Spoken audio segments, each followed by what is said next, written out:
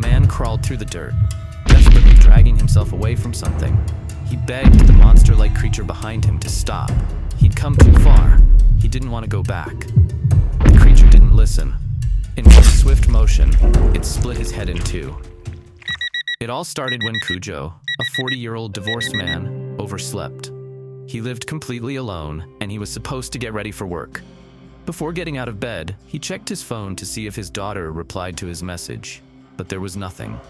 Kujo just sighed and complained about his hip, then brushed his teeth and ate breakfast before heading out. Kujo worked all day as a traffic enforcer at an ongoing road construction site. It was hard and cold, but he endured it. That's when he noticed a commotion nearby.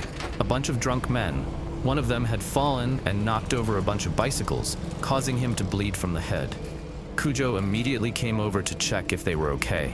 He tried to help the injured guy up and get him first aid. But Kujo's gloves were dirty from working all day, so the drunk man punched him in the face, yelling at Kujo not to touch him because he made his coat dirty. Then they left. Kujo sat on the ground, hearing his boss yelling at him not to leave his post or he'd fire his ass. But before going back, Kujo still fixed the bicycles that got knocked over. During break time, Kujo's coworker told him he was too kind, that he should have ignored those thugs. But Kujo just couldn't help himself. The coworker warned him that if he kept going like this, things would only get worse. Kujo just sighed and said he was already aware of that. His wife didn't love him anymore because of the way he is. Then Kujo's phone buzzed. It was a message from his daughter telling him to stop asking about school over and over since nothing interesting happens every day, and reminding him about their meeting tomorrow. Kujo's eyes lit up. He was so happy. He'd finally be seeing her again after a while. His coworker's eyes darkened. He admitted he was jealous. His own wife was divorcing him, and she wasn't allowing him to see their daughter anymore. He apologized for bringing it up, but Kujo told him it was fine. Then the boss arrived, telling Kujo to get back to work. Before leaving, Kujo noticed his dejected face and couldn't help but tell his coworker that if there was anything he could do, just say the word. Since he wanted to help, his coworker told him they should meet after work. The next morning, they met at a family diner. The coworker laid out a contract on the table. It said that if he paid his wife 3 million yen in compensation, he'd be allowed to see his daughter again. But he didn't have that kind of money. He begged Kujo to use Kujo's name on the contract. Kujo knew this was a bad idea, that he'd get screwed over again, but he was such a bitch he still agreed. But then, Kujo's daughter came in clutch and poured water all over the contract, shocking the two of them. Yu, Kujo's daughter, only asked her father what he thought he was doing. Kujo could only ask how she even found him here. Yu reminded him she installed a GPS app on his phone because he got lost last time, and she had a feeling something was up when he said he needed to do one thing before their meeting. Yu dragged her father away while the coworker begged them not to leave, saying he'd pay them back and he just needed to borrow Kujo's name. But of course, Yu told him she didn't trust him and asked why he was being asked to pay compensation in the first place. She told him to stop involving her father in his problems, then left with Kujo. The coworker was devastated. Outside, Kujo tried to catch up to his daughter, telling her not to be that harsh, trying to justify why he was helping his coworker. But Yu just cried, saying it was always the same, how their family was divorced and separated, yet Kujo was always more worried about others than about himself. If he ended up in debt again, she said, then Kujo would never get to see her again. Yu, still crying and walking away, told him that if he insisted on helping, she was done with him. Kujo ran after her and tried to stop her. He apologized, admitted he was wrong, and begged her not to give up on him. Yu told him that if he was going to say that, he needed to actually be better, and asked him why she had to be the one always protecting him. Kujo finally realized how pathetic he was. He hugged his daughter and apologized, tears welling up in his eyes. He gritted his teeth and promised he would never do something like that again, that instead, he'd focus on becoming a better father. The father and daughter cried together.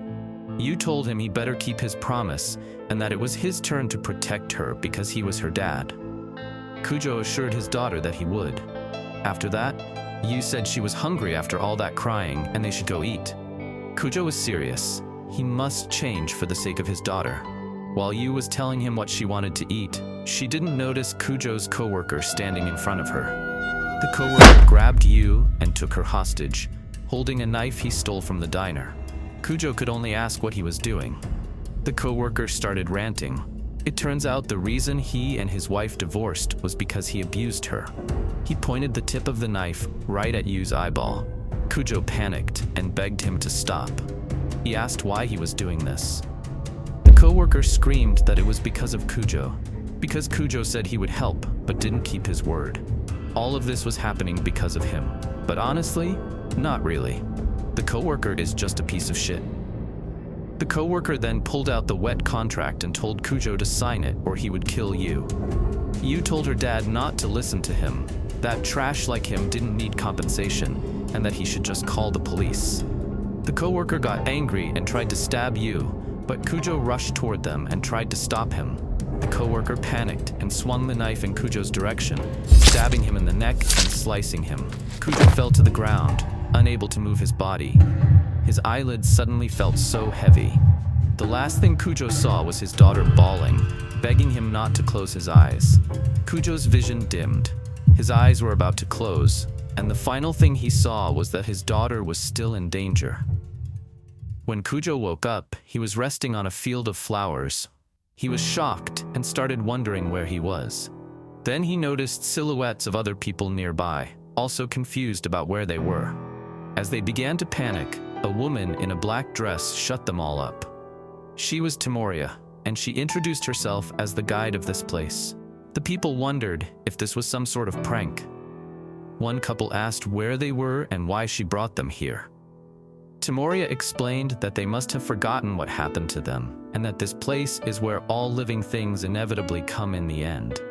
She warned them to brace themselves as she would return their memories. With a snap of her fingers, everyone suddenly felt pain. All of them remembered how they died and the suffering they felt. People were in disbelief. Some even broke down crying, unable to accept what happened. Kujo was shaking, remembering that his daughter had been about to be killed. Timoria offered her condolences and told them this place was the boundary between the world of the living and the netherworld. She guided them toward a river with many boats lined up. She told them to get on. Peaceful death awaited them. But everyone started complaining, saying they couldn't just accept their deaths like that. They told Timoria to send them back immediately. Timoria explained she couldn't. She was only a guide. Kujo kneeled in front of her, begging her to send him back because his daughter was about to be killed. He didn't care if it was temporary. He couldn't let his daughter die because of him. A soldier also stepped forward and said he had young children and couldn't afford to die. He asked if there was any way to return. Since everyone was so desperate to go back, Timoria told them there was only one way to return to the world of the living. Everyone cheered and urged her to tell them. Timoria warned she wouldn't recommend it, but since this was what they wanted, she pointed towards a mountain and told them to head there. At the peak, she said, there was a door. If they entered it, they could be revived. The mountain looked thousands of meters tall. It would probably take many days to climb. Someone asked what would happen if their bodies were cremated before they reached the peak. Timoria assured them that the concept of time didn't exist here. They would be revived at the moment of their death if they entered the door. It sounded tough, but doable. At least that's what they thought. They started asking around if anyone had mountain climbing experience. The soldier raised his hand. Before he died, he had some training. Everyone fired up, thinking they could pull it off if they worked together. Then Timoria told them the twist. Only one person who reaches the peak can enter the door.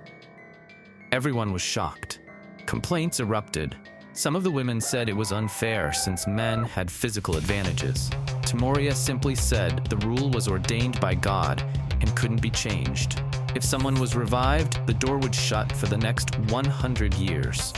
The soldier immediately moved, apologizing as he said he had a family and would go ahead. Everyone started to run so they wouldn't fall behind. Kujo also stood up to follow, but Timoria called after them and asked if they were truly sure. the boats of Sanzu would depart soon and would never return. She asked if they wanted a normal death. Everyone replied that they didn't. None of them wanted death. They wanted to live. Kujo also wanted to live for his daughter. He promised to protect her. As they all left, Tamoriya sighed. Entering the forest, Kujo noticed his physical body was the same as when he died, still a 40-year-old frame, no special strength. He wandered through the foggy forest, unable to tell directions, until he heard someone scream. Someone calling for help. Kujo's first instinct was to run to them, but then he remembered this was good for him. Only one person could be revived. Helping others meant lowering his chances. As he walked away, the voice grew weaker, but Kujo's good nature got the better of him. He ran toward the scream, shouting to locate the person. He found a silhouette crouched down and rushed toward it, only to find the mutilated body of the soldier from earlier. Kujo froze and collapsed, vomiting. He was disoriented and shaking, overwhelmed by the sight before him, and unable to comprehend what was happening. He didn't notice the creature behind him until it smashed a stone against the back of his head. Kujo screamed from the pain. When he looked back, he saw a humanoid creature, its body twisted and contorted. Kujo screamed at the horrifying sight. The creature only smashed his face with the stone again. Kujo begged it to stop, but more creatures came, all beating him mercilessly. When his body was completely tenderized, the monster simply smiled at him. If this continued, Kujo would surely die. Remembering his daughter, Kujo gritted his teeth and kicked one monster away. The creature fell back, shocked. Kujo crawled desperately, screaming that he wouldn't let it end like this. But one of the monsters stabbed him in the back of the neck with a wooden spear. As Kujo began to lose consciousness, the monsters drooled and feasted on his flesh. His arm was torn off, his innards spilled out, but Kujo tried to hold on to his consciousness. It was the most painful experience, but he endured it, because he had promised his daughter he would protect her. Then Kujo woke up again. This time, he was buried a foot deep in the soil of the flower field, completely unharmed, naked. He started panicking. How was he here again when he was clearly killed moments ago? Looking around, he realized he was back at the starting point. Kujo wondered if it was all a dream, but it wasn't. The pain, the fear, all of it was real. He stared at the mountain, trying and struggling to understand what kind of place he had ended up in. Tamoriya watched from afar. She observed the foolish sinners who could not ascend to heaven, yet were denied even the mercy of hell. Condemned instead to the mountain, they climbed, failed, died, and returned, again and again. A faint smile touched her lips. Let them challenge the trial as many times as they wished. Resurrection was not salvation, it was payment, and she would watch until their spirits finally broke. Kujo was still confused. He knew he had clearly died. He remembered being eaten alive by those monsters. As he tried to process everything, a hand suddenly burst out of the ground. It was the soldier from earlier, the same one who'd been killed. The man gasped for air, recognized Kujo, and immediately asked why they were both naked. The soldier asked Kujo how something like this could happen, but Kujo explained he had no idea either. He told him that after heading toward the forest, he was suddenly attacked by monsters, and then woke up back here. The soldier remembered the same thing, being attacked from behind and eaten. Kujo, visibly trembling, told him that he had seen the soldier's corpse. That's when the soldier realized the truth. They were being resurrected in new bodies, like a respawn in a video game. The realization terrified him. They were trapped in the worst game imaginable. At first, he found it odd that the guide said it didn't matter how long they took to reach the peak. Even if the path was steep, it shouldn't take long to climb a mountain that wasn't even snowy. If the mountain was full of monsters and dying just sent them back here, then they would be forced to repeat the cycle again and again, forever. Kujo recalled the agony he had endured moments before and felt a cold shiver run through him. The soldier understood that resurrection had to come with a catch, but this was far worse than anything he expected. The two men sat in despair until the soldier finally swallowed his fear and stood up. Kujo asked where he was going. He could get killed again. The soldier simply replied that his son had just been born. His name was So. He was always so cute when he yawned during bath time, looking content and peaceful. The soldier refused to die here and missed watching him grow up. And if this place allowed resurrection, then someone had to be capable of reaching the door someday. He refused to sit and do nothing. Kujo thought of his own daughter. Even though there was no guarantee they would resurrect again, the soldier's determination stirred something in him. Shaking but resolute, he stood up and decided to go with him. The soldier suggested they explore the foothills first. There was no rush, and the others wouldn't make progress with the monsters roaming around. If they understood the mountain better, they might advance faster. Kujo agreed. The soldier extended his hand and introduced himself as Akama. Kujo shook his hand, and the two agreed to move once they were mentally prepared. When they finally began exploring, they noticed something strange. The terrain was completely different from before. They had respawned in a new area. The landscape resembled a volcanic island, and no matter how far they traveled from the mountain, there was only water, not a river like the Sanzu, but a vast lake or sea. It seemed there was no escape except going up the mountain. As they continued, Akama injured his foot. The ground was filled with sharp spikes of rock, nearly impossible to cross barefoot. They needed footwear, but there was nothing usable anywhere. Worse, they found no animals or edible plants. The only vegetation was trees. And apparently, even in the afterlife, they still felt hunger. And the mountain looked at least 6,000 meters tall. Climbing it in 2 or 3 days was impossible. They would need food and water for several days, but they had found none. Trying to stay optimistic, Kujo insisted that there had to be resources somewhere else in the area. They decided to keep exploring. Suddenly, Akama sensed something and yanked Kujo behind a stone pillar. 2 monsters, just like the ones from before, were dragging a corpse and carrying a spiked branch. One of them stabbed the branch into the ground and crucified the body on it. Dozens of other skeletons were already displayed around them. The monsters began chanting. Kujo felt sick at the sight and whispered that they should take a detour before they were discovered.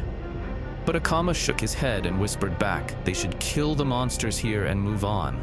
Kujo asked why they would even consider attacking the monsters, but Akama explained that as things stood, their best option was to eliminate or incapacitate them. Doing so would give them more room to maneuver. There were only 2 monsters nearby. It was the perfect chance to test whether they could handle them. Kujo remained worried. After all, they had both just died to these creatures. But Akama assured him that if his guess was right, they should be able to pull it off. While the 2 humanoid monsters were praying and carving inscriptions into the ground with a stone, they suddenly heard a loud clang, stone banging against stone. One of them went to investigate, unaware that it was part of the plan. The monster left behind was suddenly grabbed from behind by Akama, who locked his arms around its neck, putting it in a chokehold. It let out a muffled scream. The other monster spotted Akama. It never noticed Kujo behind it. Kujo then tackled the creature from behind and wrapped his arm around its throat, just as Akama had taught him. The monster clawed desperately at Kujo's arm, but he held on. Their plan was working. Earlier, Akama had taught him the basics of a rear chokehold, explaining that if executed correctly, the monster would pass out, and if the hold was maintained, it would die. If it didn't work, Kujo's job was simply to hold it back long enough for Akama to finish the other one. Kujo was deeply worried about whether he was capable of doing this. Akama reassured him that it wouldn't be difficult. He reminded Kujo of the last time he were attacked, how easily the creatures had been pinned down. They were as light as they looked. All Kujo needed to do was not falter. He swallowed his fear and squeezed harder. The monster stank, its skin clammy and sticky, but Kujo refused to let go. If he kept this up, he could kill it. But then he hesitated. Was he really about to kill something with his bare hands? In that moment of hesitation, he saw the monster's face twist strangely, almost like it was crying. Kujo's grip loosened. The creature broke free, slammed its head backward into his face, and knocked out one of his teeth. Their positions were instantly reversed. The monster lifted a sharp rock, preparing to stab him. Akama rushed over and kicked the monster at the base of its skull. The blow was so strong that blood burst from its orifices. It collapsed dead on top of Kujo. Kujo shoved the corpse aside. As both of them caught their breath, Akama asked why he hesitated because he almost died. Kujo apologized, admitting the weight of taking a life was been too much for him. Akama said that maybe it was kindness, but that if Kujo held on to naive hesitation, he would only be a burden to him. Kujo's expression hardened, and he suddenly lunged, not at Akama, but at another monster creeping up behind him. He tackled it, pinning it down. Akama grabbed another sharp rock and drove it into the monster's throat. After it stopped moving, Kujo collapsed in tears, not from grief, but because they survived. Akama offered him a hand and apologized, taking back what he said earlier. Kujo accepted it, agreeing that Akama had been right. Now, they knew the monsters could be defeated. It was a small step forward in conquering the mountain. Akama then suggested taking clothes from the crucified corpses. Kujo hesitated, fearing retribution from disturbing the dead, but Akama had no intention of staying naked. As he reached for the clothes, something burst out of the ground. A creature with an enormous head surfaced, its face a cluster of teeth and torn limbs. It lunged and bit into Akama's lower body. Before Kujo could react, the monster was already gnawing through him. Blood splattered across Kujo's face. He screamed and ran as the monster finished its meal. Once it noticed him fleeing, it dropped to all fours and tried to chase him. Fortunately, it wasn't fast. Then the creature spat something. It struck Kujo's back and knocked him to the ground. It was Akama's head. Kujo screamed. The creature spat again, this time Akama's arm, hitting Kujo in the back of the head and paralyzing him. The monster pounced and devoured him next. Everything went dark. That was why Kujo felt uneasy about the place. The ground near the crucified bodies was unusually smooth, and they only crucified clothed individuals, as if using them as bait for an ambush. The monsters were not only terrifying, they were also cunning. Then sensation returned to his limbs. He could breathe again. He clawed upward and dug himself out of the earth, emerging once more in the field of flowers. Kujo let out a shaky sigh of relief, then immediately cursed himself for it. He had just died again. There's nothing to be relieved about that. Kujo wondered how many times he would die, over and over, just to reach the peak of the mountain. Then someone screamed, catching Kujo's attention. Kujo turned and saw two more people nearby, a man and a woman. The man was furious, yelling about being deceived by the guide for not mentioning the monsters. He demanded that Tomoria show herself so he could kill her. Tomoria appeared, unimpressed. She reminded them that she had warned them earlier and didn't recommend it, but they had insisted anyway. The man was still angry and snapped at her, as if he would ever accept that excuse. Tomoria sighed and called him spoiled. She explained that death was a fate shared by all living things, and they were foolish to think they could overturn it so easily. This challenge, she said, was a blessing, an opportunity for those who defied death to grasp hope. The angry man snapped.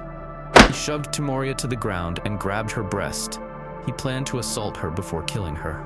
Kujo stepped forward to intervene, but in an instant, half of the man's arm flew through the air, severed cleanly. He collapsed, screaming.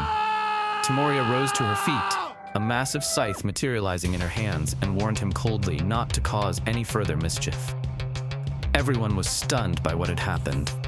The maimed man, furious rather than afraid, staggered to his feet and charged at Tomoria again. With a single fluid motion, she severed his remaining arm. It landed beside the young woman, who screamed and broke down in tears. Tomoria asked the man if he still wished to fool around. Her tone alone made him shriek in terror. Unable to bear any more, the girl ran. She sprinted toward the shore, desperate to escape this place and die a normal death. She dove into the sea, but instead of floating, she sank straight down. At the bottom, she found the water choked with the corpses of monsters. Her scream echoed beneath the surface. Kujo saw that she wasn't resurfacing and tried to help, but Tomoria stopped him. She explained that anyone who jumped in would sink as well. No one could leave without a boat. The man, shaking and bleeding, asked Tomoria what this place was and why she was doing this to them. She answered coldly that it was purification, a cleansing of impure souls like his. The man demanded to know what she meant by impure, but Tomoria merely replied that he would understand soon enough. Then she pressed the blade of her scythe against his neck and told him to move along unless he preferred to die here. If he died, she added, his arms would return in his next body. Screaming, the man fled. Tomoria then turned to Kujo and asked what he intended to do, terrifying him. There was no turning back. Refusing the challenge wasn't an option, not with his daughter's life on the line. Forcing down his fear, Kujo ran toward the mountain. As he fled, Tomoria smiled faintly and said that his decision was a good one. Kujo soon found himself back in the forest. He hid behind a tree, watching as a lone humanoid monster blocked the path, staring upward at something. Kujo debated whether to sneak behind it and choke it out, but that tactic had only worked with Akama's help. And the huge creature from before might still be lurking nearby. With no way to confront it, he decided to take a detour. But as he stepped away, a twig snapped under his foot. He was fucked. He slowly turned his head, checking if the monster had noticed him, only to find it dead staring right back at him. Kujo ran, screaming. The monster chased him with a crude spear, and Kujo's foot snagged on a tree root. He yanked desperately, but he couldn't free himself. The monster loomed over him, spear raised. Kujo's heart broke. No matter how many times he respawned, he would never reach the peak. It was impossible. When all hope seemed lost, a cleaver struck the monster's neck and grabbed its head and brutally decapitated it. It was done by another monster.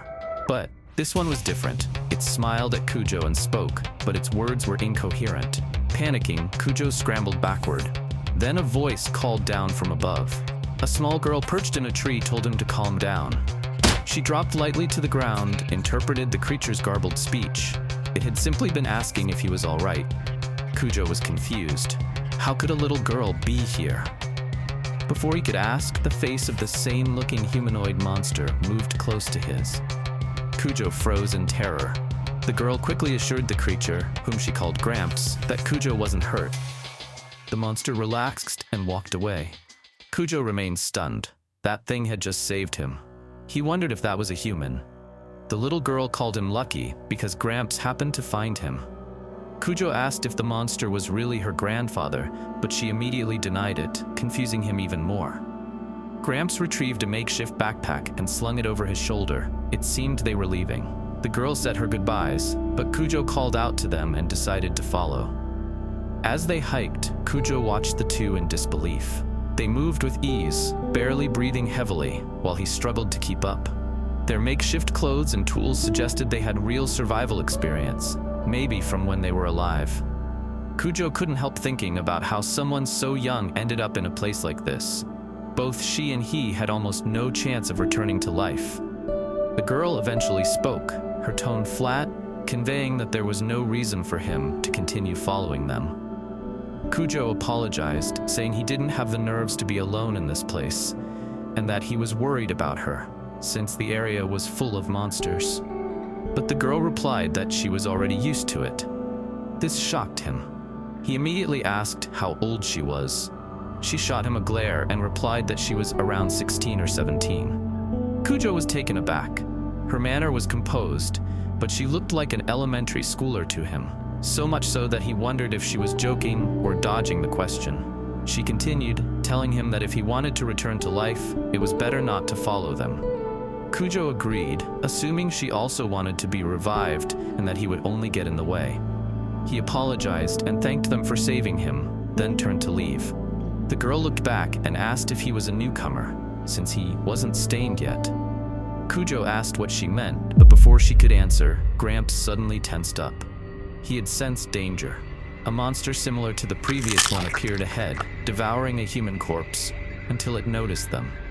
Its legs were unnaturally large, allowing it to sprint toward them at frightening speed. Kujo shouted for everyone to run, but the girl instead stepped forward with a spear in her hand. Using a simple throwing tool, she launched it with ease. The spear pierced the monster's eye, killing it instantly.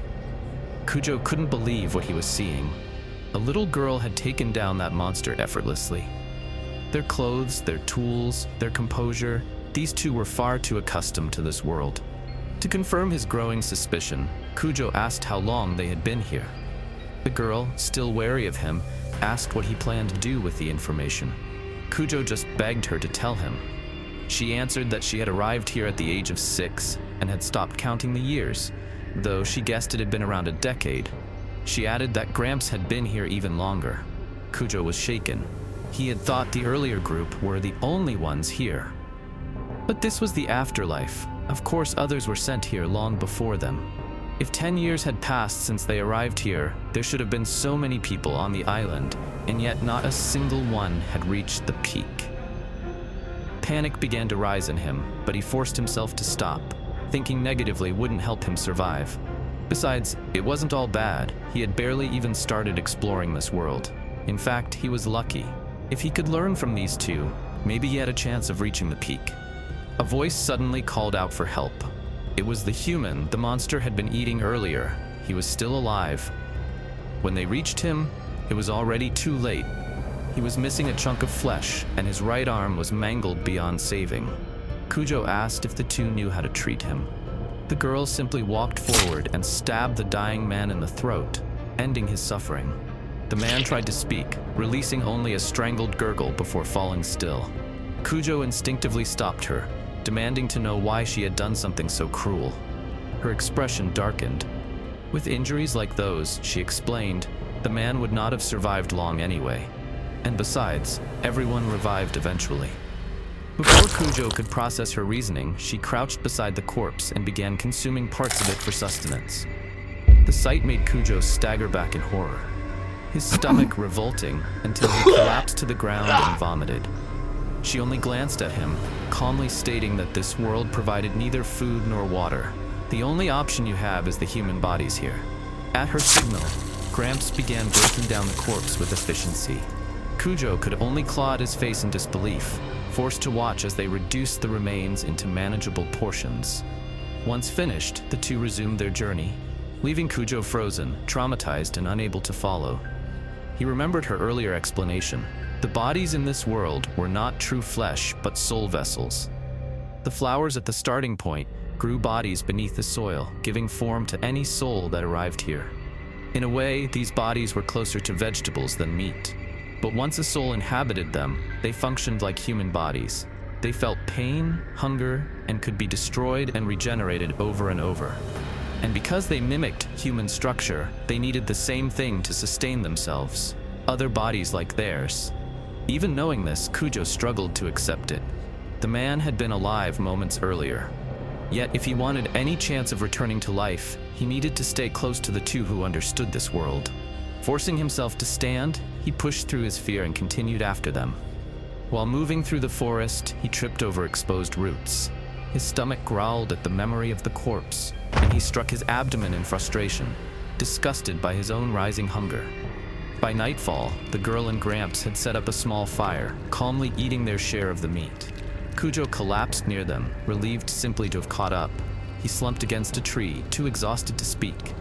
Gramps rose, filled a bowl from their supply, and approached him. He offered it wordlessly. Inside were pieces of flesh and blood, food in this world's sense.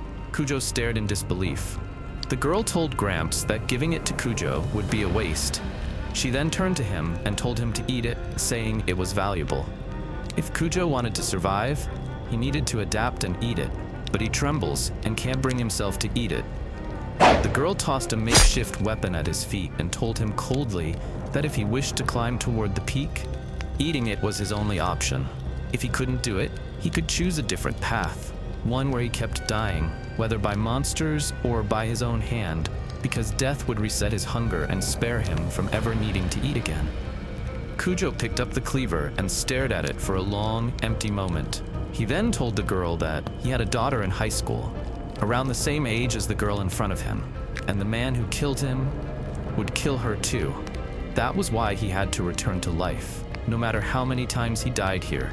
Even if his daughter might somehow survive without him, he still needed to come back to life because he had made a promise to protect her. Kujo lifted the bowl to his lips. The stench alone nearly made him gag, but he forced the liquid into his mouth. It was thick, cold, and tasted like soil, just as the girl had said, more like a vegetable than flesh. Kujo wiped his mouth with the back of his hand. He would not give up, not while his daughter was still in danger. Whatever this place demanded of him, whatever it required, he would endure it. He bent forward and threw up, making him lose all the aura he had gained just moments ago. From a short distance away, the girl's expression softened. Kujo had reminded her of her father. After they finished eating, the two finally introduced themselves. The old humanoid monster was named Tetsuhachi, and the girl called herself Nero. Kujo, speaking without thinking, referred to her as Little Nero, which immediately irritated her. Nero tossed him a piece of leather. Kujo asked what it was for, and she told him that if he planned on following them around, he should at least make a loincloth to cover himself.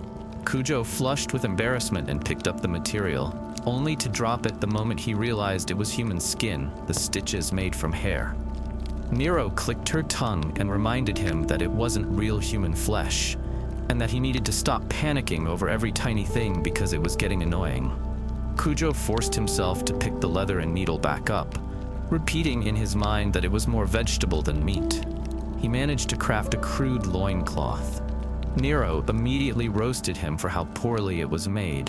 Kujo offered to redo it, but before he could start, Tetsu stepped in front of him, silently took the leather and began remaking it himself. Nero explained that Tetsu hated wasting materials. It was practically ingrained in him. When Tetsu handed the finished product back, the difference was staggering. Kujo thanked him, but Tetsu didn't respond. Assuming he hadn't heard, Kujo repeated himself, but Tetsu continued staring blankly into the fire. Kujo concluded the old man must dislike him for being a burden and apologized for causing trouble, since the two of them were probably also trying to climb the mountain and revive. Nero sighed and told him he got it completely wrong. Tetsu wasn't ignoring him. And more importantly, they weren't trying to come back to life at all. Kujo froze. Nero explained that this was the reason she'd told him earlier that following them was pointless. They weren't aiming for the peak. They weren't trying to revive. Kujo asked why they were here then. Nero shrugged. They were here for adventure. Tetsu had been an adventurer when he was alive, traveling across the world until he died in an accident mid-journey. Because he died before fulfilling his wanderlust, the regret clung to him. And this world, the afterlife mountain with its dangers and mysteries, was even harsher and more unknown than anything in the living world. For someone like him, this place was a paradise. He would rather keep exploring forever than return to life. Nero was simply tagging along. Their unnatural skill in surviving this hellish world suddenly made sense. Even so, Kujo muttered, too loudly, that it wasn't normal to choose this place over life. He apologized immediately, but Nero brushed it off. She explained that Tetsu was already paying the price for staying in this world too long. He was on the verge of becoming something called an end human. Kujo asked what that meant, but before Nero could answer, she tensed. She told him they had lingered too long. If they didn't leave now, they would be surrounded. The monsters that had killed Kujo before, the things that stalked the mountain, were all end humans. And then, 4 of them appeared, perched on branches overhead, roaring down at them. For the first time, Tetsu stirred. He rose to his feet, grabbed his cleaver, and let out a howl in answer. While Kujo and Nero ran, Tetsu stayed behind to face all the end humans alone. In an instant, Tetsu decapitated one of the end humans. Kujo asked why Tetsu stayed behind. Nero explained that as someone gets closer to becoming an end human, their ability to make rational decisions slowly erodes. Tetsu, already on the brink, would often charge into danger without thought, just like now. Nero couldn't throw her spear to help because Tetsu was too close to the enemy, and Kujo could only watch. The fight was hopelessly unfair, 1 against 3. One end human knocked Tetsu's weapon aside, and another lunged at him from behind, jaws opening to tear into his neck.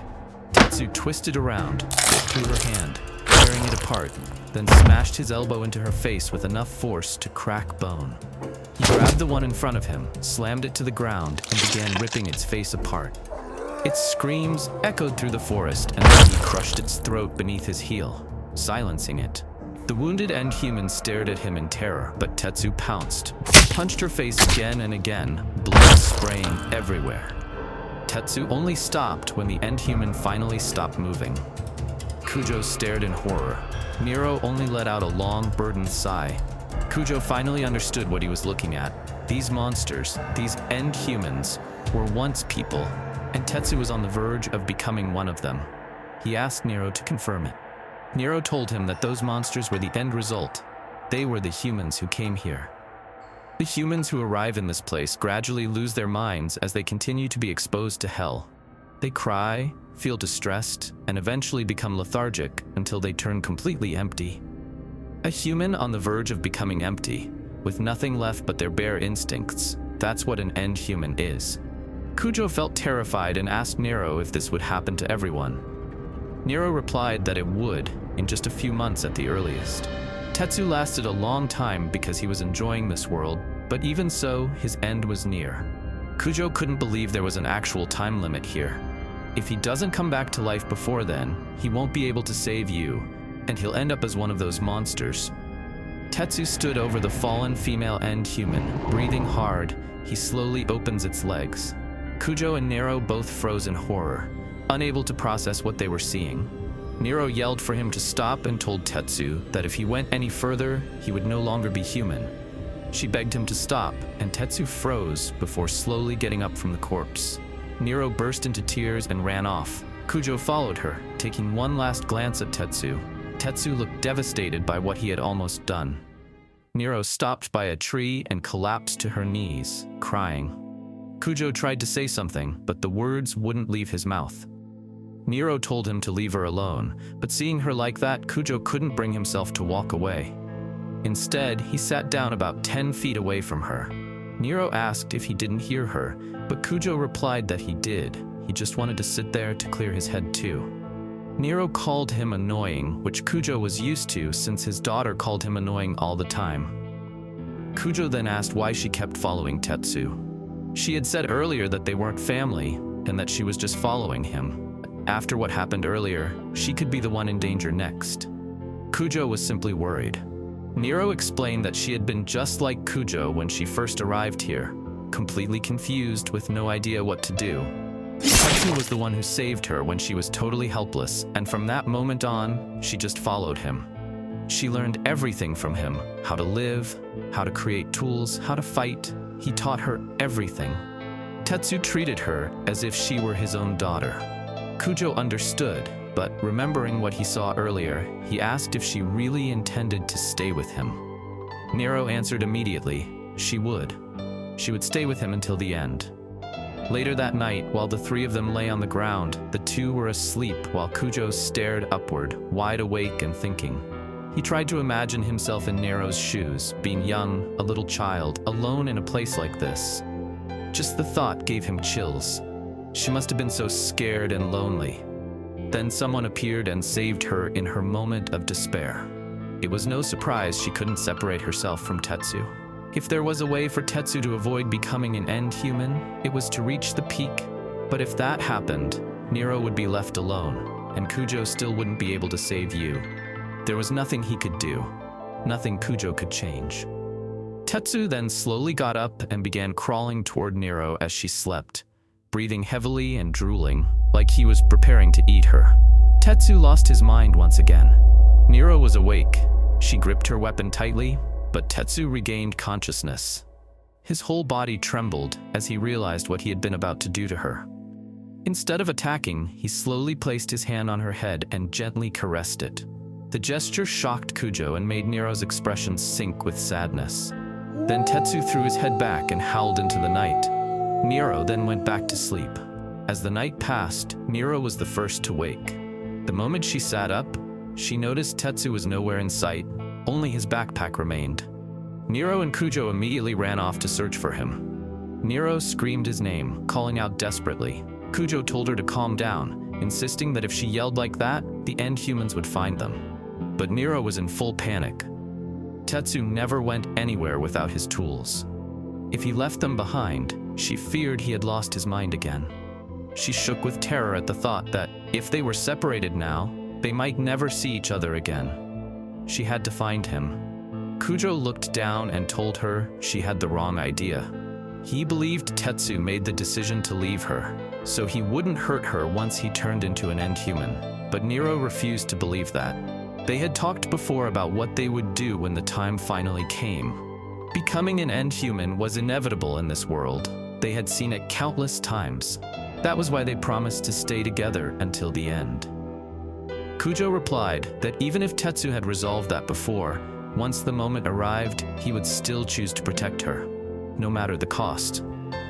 Tetsu probably thought of Nero like his own daughter, and the idea of hurting her must have been unbearably terrifying. Nero screamed at him to shut up. He had only met them recently. Why was he talking like he knew him?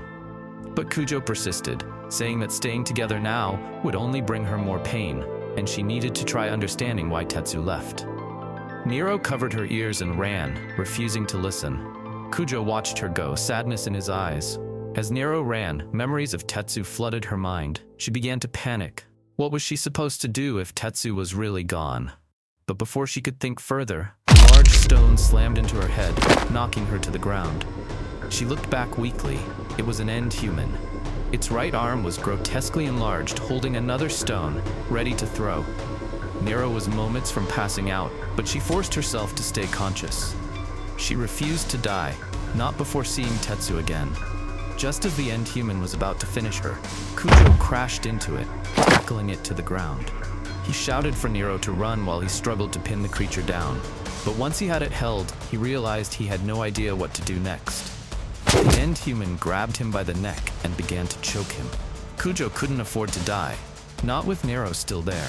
He had to do something. While he was being choked, Kujo raised the heel of his foot and slammed it into the end human's face. The impact loosened its grip, allowing him to escape. He recovered quickly and lunged at it, but the creature threw a stone that nearly hit him in the face. It struck the tree behind him with such force that it left a deep dent. If it had hit him, he would surely have died. The end human picked up another rock. Kujo had no choice but to take cover behind the tree. Closing the distance was impossible, and even if he managed it, he didn't know how to finish it. All he could remember was a rear choke from Akama, but that only worked if he caught it by surprise. He considered throwing a rock back, but then he heard Nero's weak voice instruct him. After throwing, he should close the distance with a weapon. A branch from the tree could be used. These trees were hard, and even a thin branch could be turned into a spear if torn off. As the end human reloaded, Kujo ran toward the tree and tried to break a branch, but it was too tough. The creature launched its rock just as he let go, and the stone struck the branch, breaking it off. Nero shouted for him to stab it in the heart. Kujo charged, branch in hand, but at the last moment, he hesitated. He remembered that these monsters had once been human. He thrust the branch too late, and the end human blocked its heart. Their eyes met, and Kujo froze in terror. Nero yelled at him to move, but it was too late.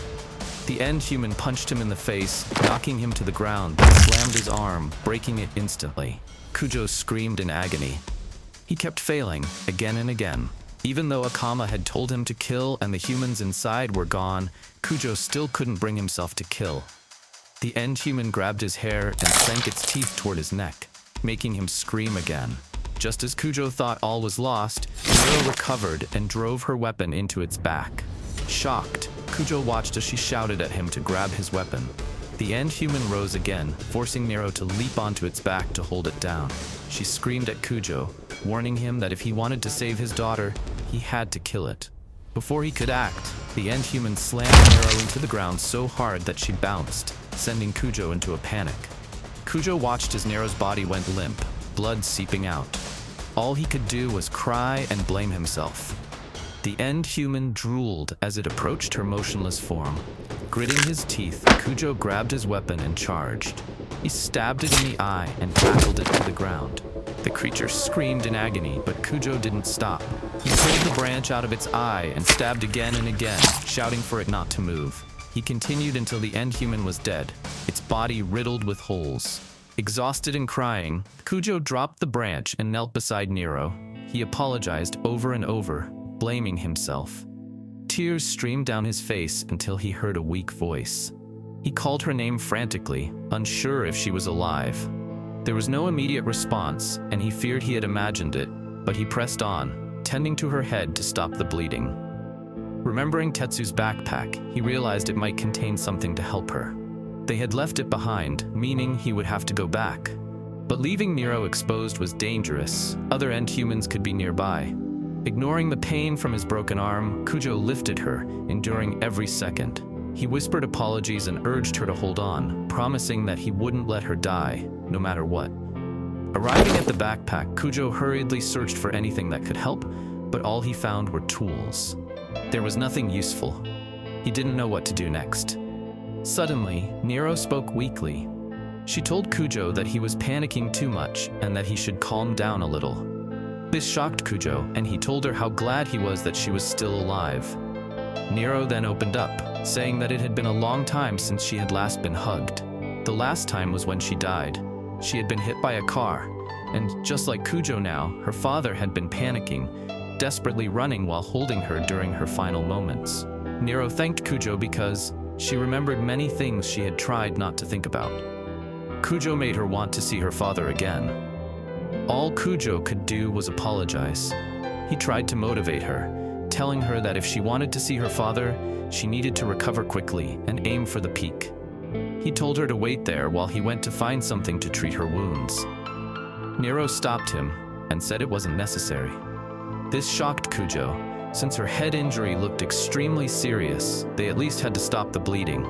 Nero told him not to worry, since she couldn't feel any of her limbs anymore. She was done for.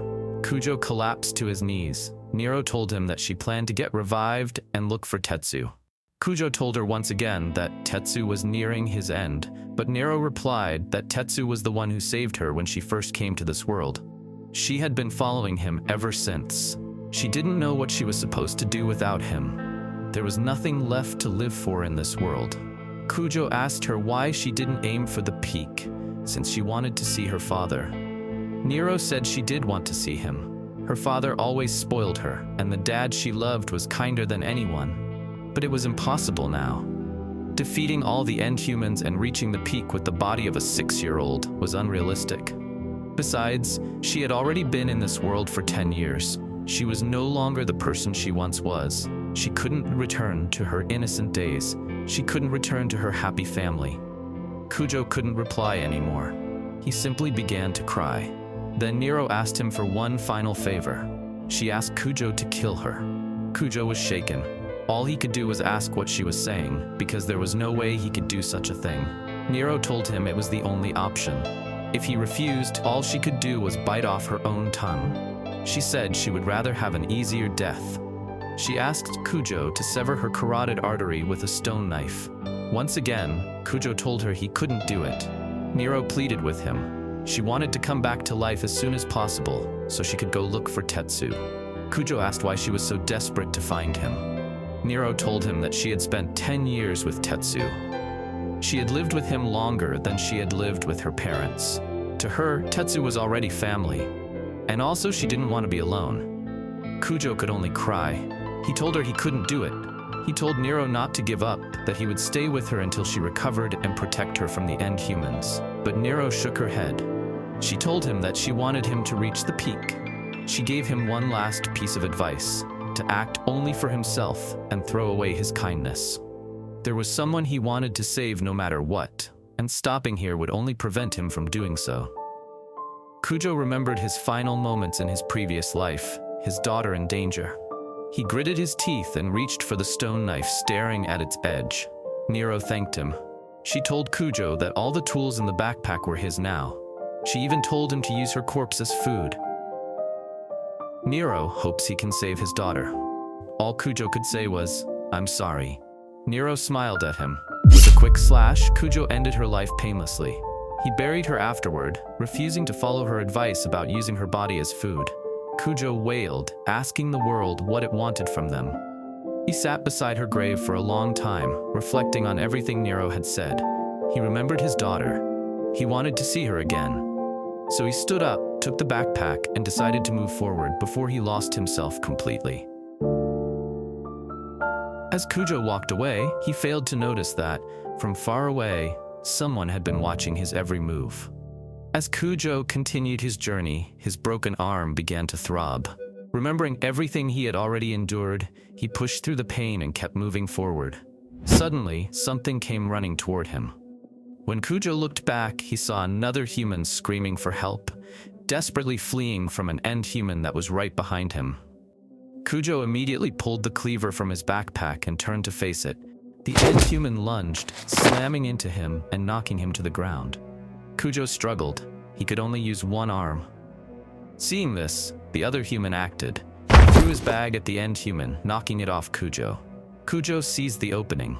He pinned the creature's neck to the ground with his cleaver, then forced his broken arm down despite the searing pain. With one final motion, he decapitated the end human. The other man rushed over, thanking Kujo repeatedly and apologizing for dragging him into danger. Kujo replied that he was just relieved nothing worse had happened. He said his goodbyes and turned to leave. As Kujo turned to leave, the man hurried after him, trying to stop him. Before he could take more than a few steps, his strength gave out and he collapsed to the ground. His leg had been badly injured. He couldn't walk. Kujo helped him sit up, fashioned a wooden splint for his calf, and supported him as they moved together. The man apologized again, ashamed to ask for help. Kujo shook his head and decided he couldn't leave him like that. The man introduced himself as Onodera. Kujo gave his own name in return. Onodera explained that he hadn't meant to involve Kujo with an end human. He had spotted Kujo earlier and decided to observe from a distance, not realizing one had been following him. He then asked if there was anything he could do to repay Kujo. Kujo thought for a moment before replying. He asked if there was somewhere safe nearby where he could drop Onodera off. He just wanted to get it over with as soon as possible. Onodera said he would be fine after a short climb ahead. This surprised Kujo. He asked if Onodera was familiar with the area. Onodera admitted that he was, but quickly changed the subject. He said he was amazed by how Kujo fought the end human and noted how many tools he carried. He asked how long Kujo had been in this world. Kujo replied that the tools had only been given to him recently and that he had arrived just a few days ago. Onodera was shocked. If Kujo could kill an end human in only a few days, he must be strong. Kujo denied it. He said he simply didn't want anyone else to get hurt because of his mistakes. After hearing this, Onodera finally revealed the truth. There was a village nearby, a settlement up ahead, made up of people like him, people who had given up on returning to life. Onodera had arrived in this world a year ago. Lacking both strength and courage, he failed to kill any end humans and soon gave up. That was when he found the village, people like him, helping one another survive. He told Kujo this because he believed Kujo wouldn't harm them, and because he owed Kujo a debt for saving his life. Onodera told him he was welcome to rest in their village. Kujo respectfully declined. He said he didn't have time to stay. Onodera sighed and told him that he had been watching the mountain for an entire year. He hadn't seen any signs that someone had reached the peak. Then he quietly warned Kujo that his heart looked like it was about to break, and that approaching the mountain in that state was dangerous.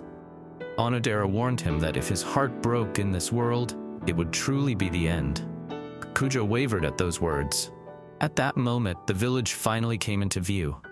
It was hidden within a cave-like structure carved into the mountain itself. Upon arriving at the wooden gate, Kujo noticed liquid flowing inside the village grounds. He wondered if it was drinkable and looked to Onodera for confirmation. Unfortunately, it was not water. The substance resembled kerosene or gasoline, odorless and clear like water.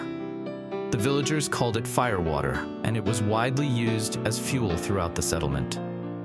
Onodera shared his hypothesis that the firewater might be the result of accumulated corpses over time, similar to how fossil fuels were formed. He warned Kujo to be careful around it, as consuming too much firewater was extremely dangerous. As they reached the gate, two men stationed there greeted Onodera warmly, clearly relieved to see him return.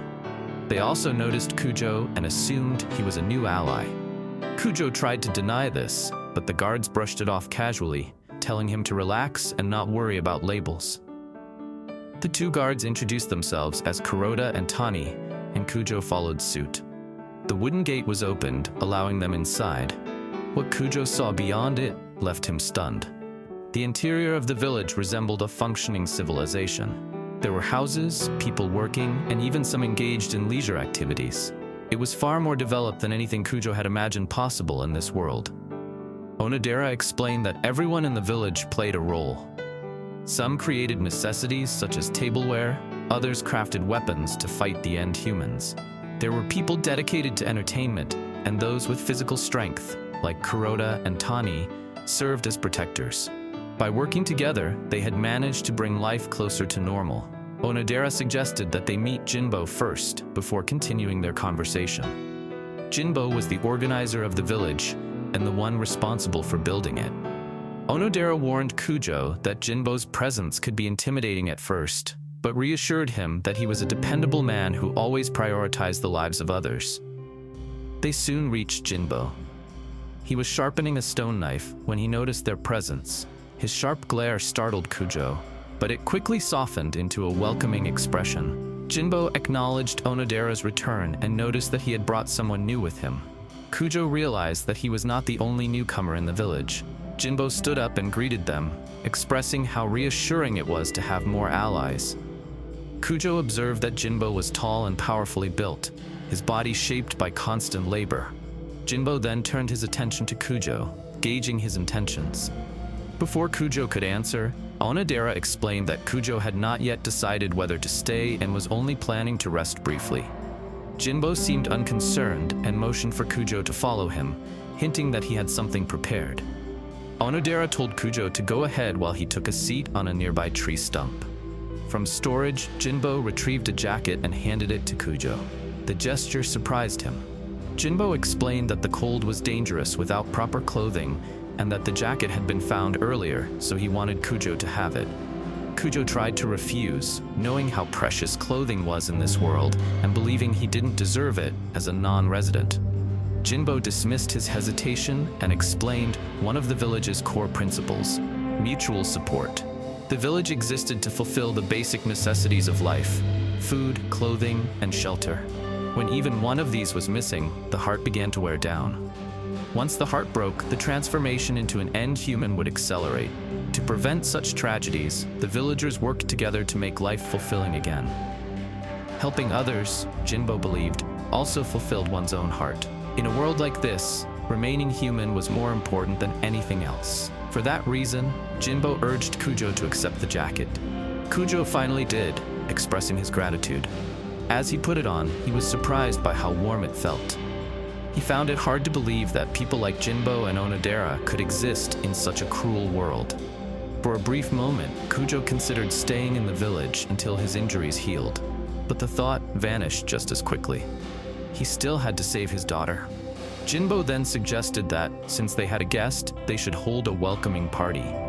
Kujo felt uneasy and tried to decline, but Jinbo waved off his concern, explaining that the gathering would be shared with everyone anyway. Kujo began to wonder what Jinbo meant by that.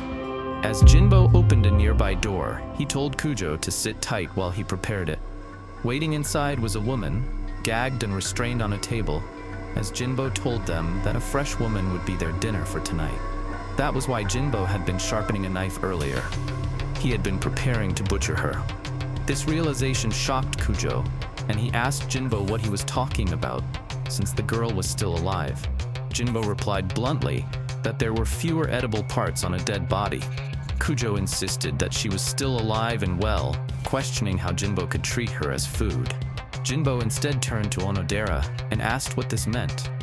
Onodera explained that Kujo had only arrived in this world a few days ago. The atmosphere around Jinbo immediately changed, and he coldly remarked that Onodera should only bring people who were useful. Without warning, Jinbo punched Kujo in the stomach, forcing him to his knees. He then put Kujo in a rear chokehold and told Onodera that Kujo would be better off as meat for the village. Before Kujo lost consciousness, Onodera stepped in and stopped Jinbo, saying it was too early to judge Kujo as useless. He told Jinbo that he had witnessed Kujo killing both a child and an end human. This shocked Jinbo. He released the chokehold but instead pinned Kujo to the ground, demanding to know if Onodera was telling the truth. Onodera confirmed it, adding that he had been impressed by how Kujo took down the end human assigned to him. To them, anyone who could fight was valuable. Kujo questioned what Onodera was talking about, and then noticed that Onodera had been faking his leg injury all along. Onodera apologized and explained that he had been observing Kujo ever since Nero was attacked by an end human. He had been trying to determine whether Kujo would be a valuable asset to the settlement. Jinbo then explained their situation. Humans were the only food source left in this world. Even when they found corpses, they were usually already partially devoured by end humans, making them insufficient to keep the village alive. In order to survive, they had to capture living humans and eat them. It was the most straightforward approach.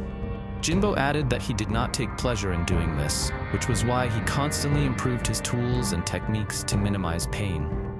He asked Kujo if he understood what he was saying. Kujo answered that he absolutely did not. Jinbo turned to Onodera and remarked that it was too soon for Kujo to understand their reality, and that it would be easier to turn him into meat than go through the trouble of recruiting him. Kujo demanded to know how Jinbo's heart did not hurt after frightening the woman like that. Jinbo countered by asking whether Kujo was suggesting they should simply starve to death and quickly become end humans. Kujo denied that, but Jinbo cut him off, saying Kujo understood nothing. He doesn't understand how they feel about living here. They had once been just like him, aiming for the peak in hopes of returning to life. Again and again they had tried, but not a single person had ever managed to set foot on the mountain at the center. No matter how hard they tried, it was impossible. Dying repeatedly would only turn them into end humans, which was why they had no choice but to settle down there. Jinbo told Kujo that he did not need to understand now. He would understand in time. When that moment came, they would recruit him into the village. For now, he needed to behave himself and be a food that will fill their stomachs.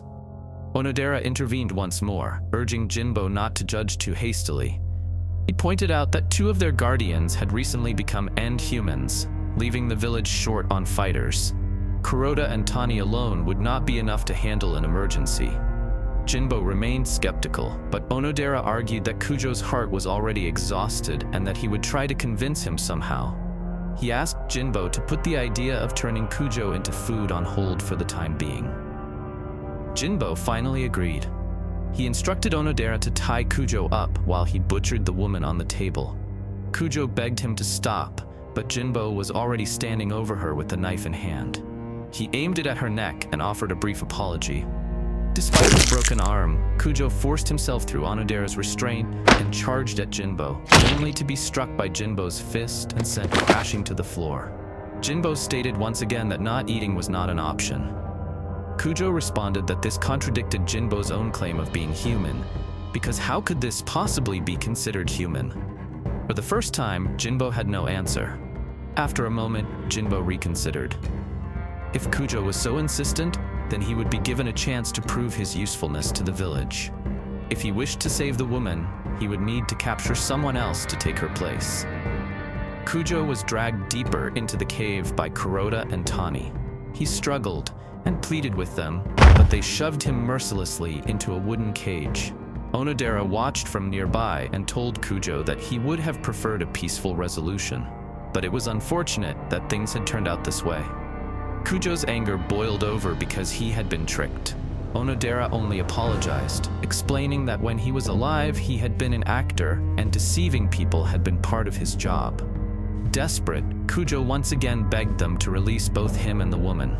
He could not remain in one place. He had to save his daughter. Onodera shook his head and told him it was futile.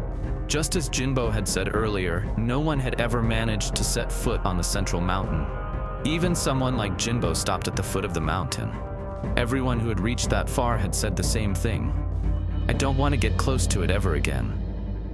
Onodera admitted that he did not know the exact details, since he had never been there himself, but he suspected something terrifying awaited those who tried. It was safer for Kujo to remain in the village than to die repeatedly at the mountain's foot. Despite everything, Onodera thought highly of Kujo. He had proven capable of defeating end humans, and in Onodera's eyes, he had the qualities of a good man. Before leaving, Onodera told Kujo he would give him time to think. If his answer was no, both he and the woman would become food. Kujo screamed for Onodera to return, only to be silenced by another voice warning him to stop, because the others might start making a fuss too. Looking around, Kujo saw other cages, each holding prisoners begging to be freed. When one of the guards noticed a prisoner had died, they quickly removed the body, placed placing it on a table to drain its blood and dismember it while it was still fresh. Kujo watched in horror as they carved up the corpse. He realized he needed to escape immediately. Beside his cage, the woman began to wake up. She looked around in confusion, asking where she was. Kujo rushed to check if she was okay, but the girl suddenly screamed, begging him not to kill her. Kujo tried to calm her, assuring her that she was not in danger for the time being and urging her to relax. Yet she remained terrified, pleading desperately for the help of her boyfriend. It was then that Kujo recognized her. She was the girl from earlier. She was part of the group that spawned into this world alongside Kujo. The girl recognized him as well. She remembered Kujo as the man who had been prostrating earlier. She asked Kujo if he had been captured too, and he replied that he ended up there after helping Onodera. The girl grew angry upon hearing this, saying that she had also been tricked by Onodera. Kujo told her that they would not be used as food for the time being, but that they were on a time limit. The girl realized that Kujo was in this situation because of her and thanked him for saving her. Kujo told her it was no big deal, since what the villagers were doing was inexcusable anyway. The girl introduced herself as Jun. She allowed Kujo to call her by her first name since he had saved her. Kujo introduced himself as well. Jun remarked that there might be no point in learning each other's names since they would be killed eventually, and she would lose her chance to return to life. This confused Kujo at first, until he noticed that Jun was still wearing her original clothes, meaning she had not died yet. Kujo then explained everything to her, that they would keep coming back to life, that the monsters roaming the world were once humans, and that one day she would become one of them too. The only way to avoid that fate was to be revived properly. Kujo told Jun that they couldn't stay there for long and that they had to think of a way to escape. Jun was surprised that he included her in his plan. Kujo told her that he couldn't leave her behind after learning what the village did to people, and that he wanted to help her, because there had to be a reason she wanted to be revived.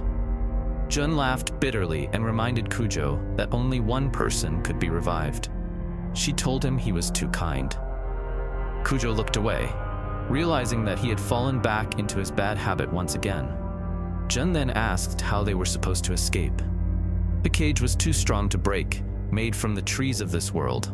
There were always guards nearby, and never just one. Even if they somehow broke free, they would be noticed immediately and captured again. And even if they managed to escape the cave, Kujo had no idea what awaited them outside. Escaping without anyone in the village noticing seemed almost impossible. Kujo regretted not surveying the village more carefully. There might have been a better escape route. As things stood, there was no realistic way out, other than accepting the condition Jinbo had given earlier. Noticing Kujo deep in thought, Jun asked what was wrong. Kujo then told her Jinbo's condition. They would be spared if Kujo captured someone else to take her place. But Kujo admitted that he couldn't do that. Even if they were spared, he would be forced to stay in the village. Jun screamed in terror, saying that living there was absolutely out of the question. She revealed that she had been given a condition when she was captured as well. They wanted her to satisfy the men with her body. They told her it was the only option, since she had no useful skills. Kujo watched Jun break down in tears. She was around the same age as his daughter, and yet the villagers were willing to do such things to her. A guard approached their cage, irritated by the noise. Kujo spoke up calmly, telling him that he was ready and that he should bring Onodera. He said he had already made his decision. When Onodera arrived, he looked surprised. He hadn't expected a response from Kujo so soon. Kujo told him that he simply didn't want to become food. Onodera let out a dry laugh and told Kujo that he should take his time to understand them. He added that he was looking forward to the replacement. Kujo already had a plan that he had made with Jun earlier. Since they had no idea how to escape, even if they got out of the cage, it would be better for him to play along and scout the village first. Still, Jun was worried that Kujo might escape on his own and leave her behind. Kujo reassured her that he would come back. Besides, he would likely be watched and wouldn't be able to escape anyway. Jun asked if he was really going to look for her replacement. Kujo stayed silent for a moment before telling her that the forest wasn't safe so he doubted the villagers would stray far from the settlement. The village was also far from the initial flower garden, so Kujo didn't think they would find anyone. They would probably return once it got dark. Jun then asked what he would do if he actually found someone. Back in the present, Kujo analyzed the village while being escorted. He noticed that there were nothing but holes in the cave walls, and deeper inside there was no guarantee they led outside.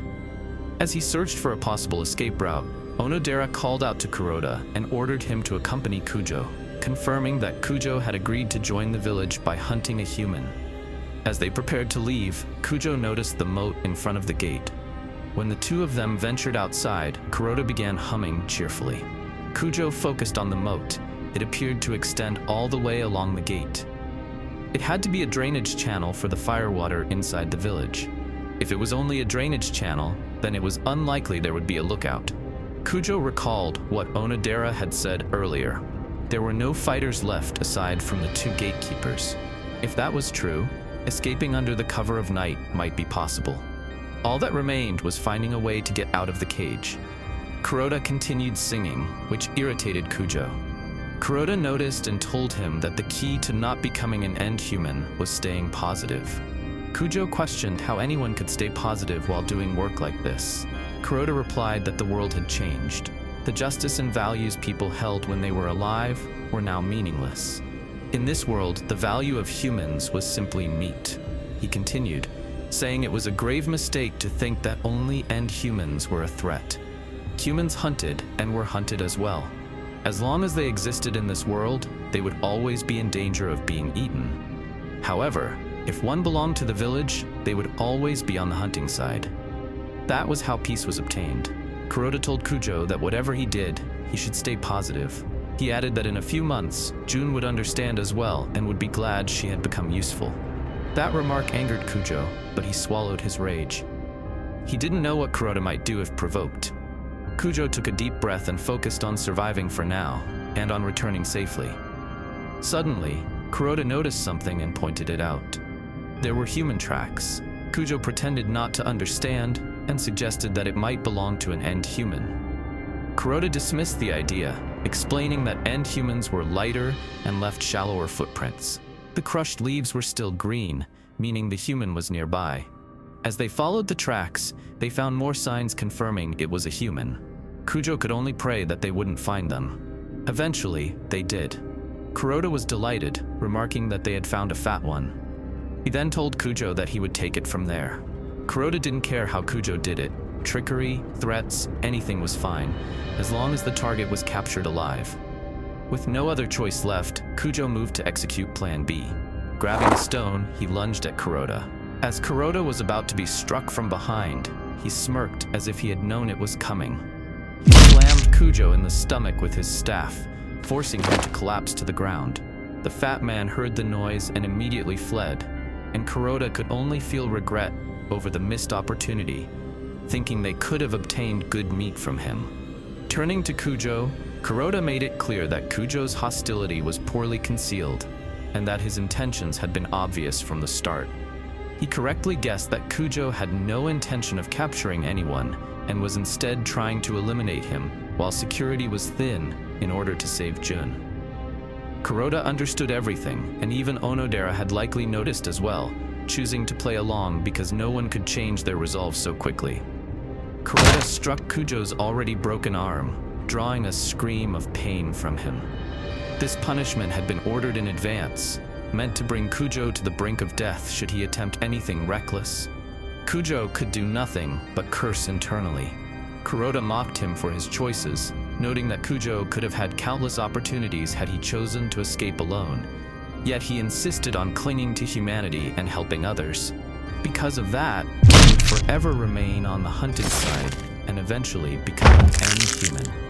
Kuroda continued beating him until Kujo lost consciousness. When he attempted to rouse him afterward, unwilling to carry him back, he failed to notice that Kujo had secretly concealed a sharp stone. By the time they returned to the village, Kuroda collapsed at the front gate, exhausted from carrying Kujo the entire way. Barely conscious, Kujo locked eyes with Onodera, who made it clear that resistance was futile and that escape would only end in capture. He warned that this was Kujo's final chance and that any further defiance would be met with no mercy. The two guards then carried Kujo back to the cage. Jinbo remarked that the ordeal had become pointless and questioned why Onodera remained so fixated on Kujo. Onodera explained that while revival was possible for the young, it was nearly impossible for an ordinary middle-aged man, and that Kujo should abandon hope and find peace. Onodera had already given up on everything, which allowed him to remain calm. Yet Kujo's presence reminded him of his former life, of dreams he once had of becoming an actor. That reminder made him nauseous.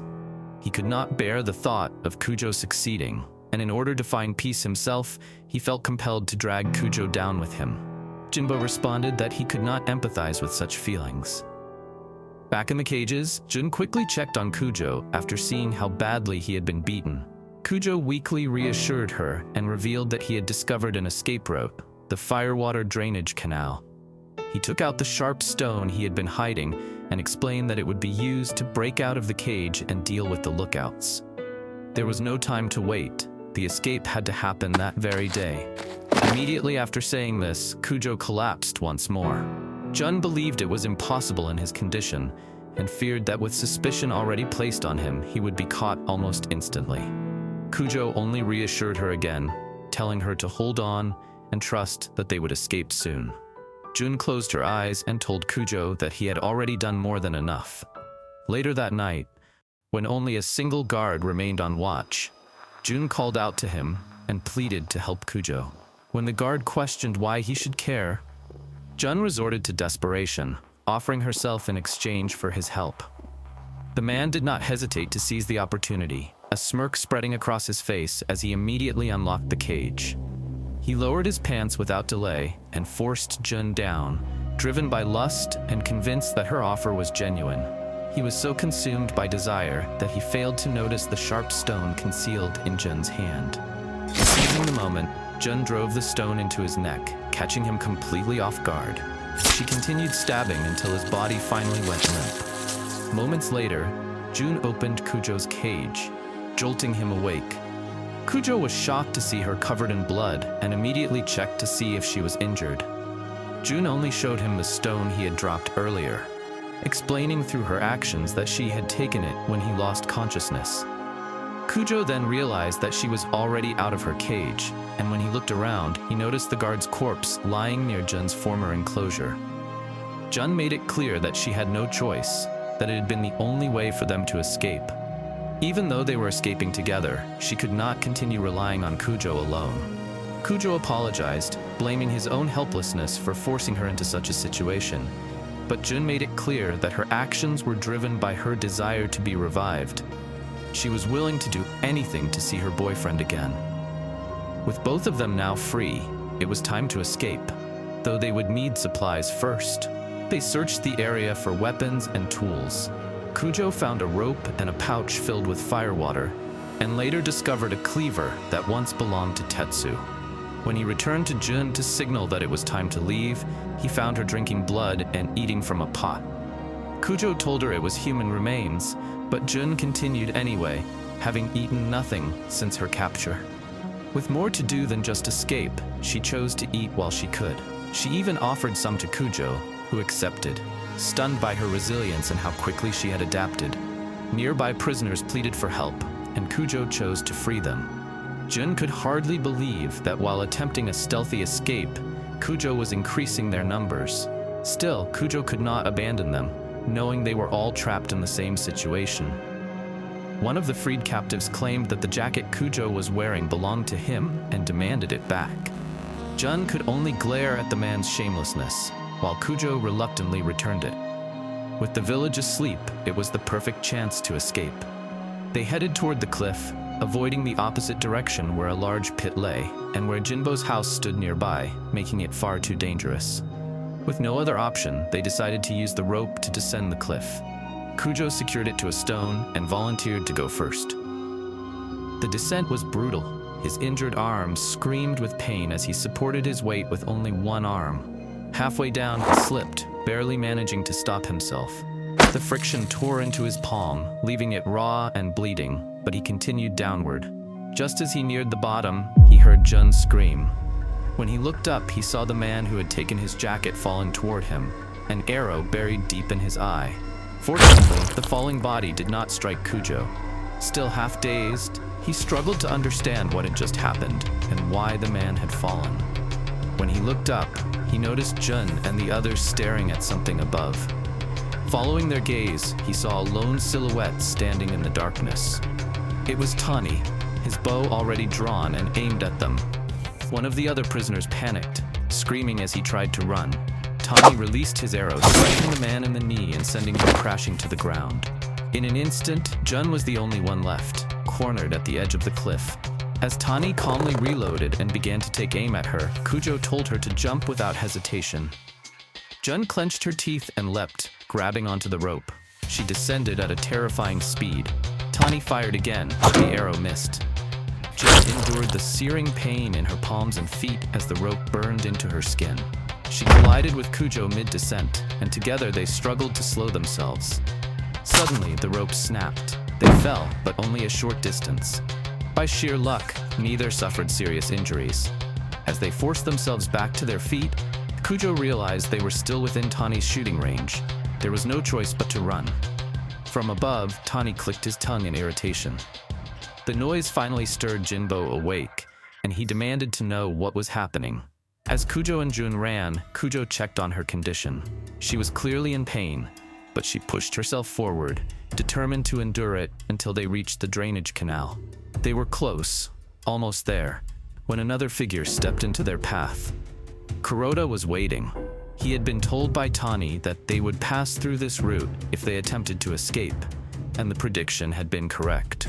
Kuroda sneered, mocking Kujo for failing to learn from the beating he had already received, though there was a trace of admiration for Kujo's courage. Kujo realized with dread that even a single glance at the moat had been enough for them to anticipate this escape route. With no other option, Kujo and Jun turned and ran toward the village gate. Kuroda raised his fingers and whistled 3 sharp times.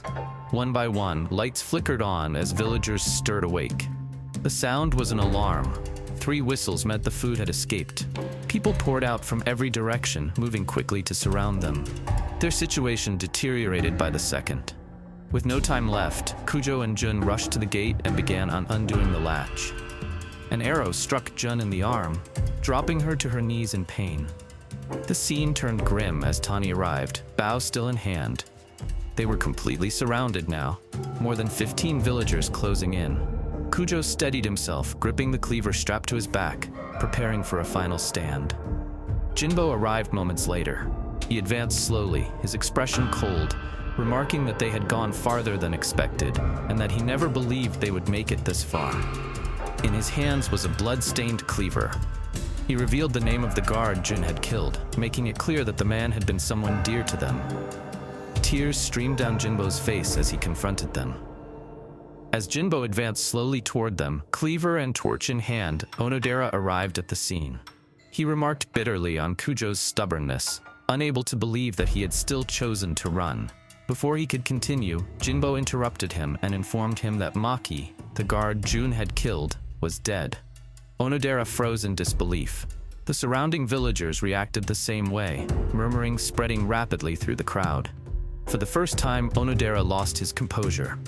Rage overtook him as he cursed Kujo, furious that he had even considered allowing him to join the village. The villagers followed suit, their anger boiling over as weapons were raised and voices cried out for Kujo's execution and his conversion into meat. Kujo searched desperately for a way out, but there was none. Retreating into the village was impossible, and opening the gate would only result in being riddled with arrows. As he struggled to decide his next move, Jinbo finally stepped forward. He attacked, striking Kujo with his cleaver. Kujo barely managed to block the strike, but his weakened body struggled to endure the force. As they clashed, Jinbo reflected on Maki's past, how he had once been a hunter while alive, and how he later took on the role of butcher when no one else would, despite the increased risk of becoming an end human. Jinbo explained how the transformation into an end human accelerated with every death in this world. Even if revival were possible countless times, there was no guarantee that they would ever see Maki again. With a powerful shove, Jinbo forced Kujo back and made it clear that mercy was no longer an option. The villagers roared in approval, urging Jinbo to kill him. Kujo gritted his teeth and accused Jinbo of hypocrisy. Jinbo claimed to value the people of the village as family, yet he had slaughtered countless others without hesitation. If he could feel such attachment, then he should have understood the pain of those he had killed. People who, like Kujo, were climbing toward the peak for the sake of their loved ones. Kujo refused to allow Jinbo's selfish resolve to block his path. Jinbo responded by thrusting the torch forward, burning Kujo's side. Kujo managed to sever the torch and perform a counterattack. But Jinbo caught his wrist and struck him again. But his broken arm took the brunt of the exchange. The blade cut deep, nearly severing it, and Kujo screamed in agony. Jinbo struck him with a punch, sending him crashing to the ground. Leaving his cleaver on Kujo's arm, Jinbo mounted Kujo and pinned him down. He criticized Kujo for trying to please everyone, claiming that such a mindset only led to losing what truly mattered. Jinbo reflected on how the village began with him alone, driven only by the desire to create a place where he would no longer be hunted by end humans. Slowly, others joined him, and before he realized it, the settlement had become the only place in the world where he felt at peace. For that reason, he was willing to commit any act, no matter how selfish, to protect it. Jinbo wrapped his hands around Kujo's throat and began to strangle him, determined to deny him a swift death, and instead let him die in agony. Kujo hovered on the edge of death, his lungs burning as he struggled for air. Then, suddenly, June forced herself upright. Ignoring the pain, she tore the arrow from her wound, seized the severed torch, and endured the flames scorching her hands. With everything she had left, she hurled it into the firewater lake. Jinbo shouted for it to stop, but it was already too late. Before anyone could react, the fire ignited the firewater like a signal flare. The flames spread instantly, erupting like a beacon within the village. June gasped for breath as Onodera and the others stared in horror, struggling to comprehend what was unfolding. Villagers who had been standing too close to the firewater were engulfed in flames, their bodies burning alive as they screamed in agony.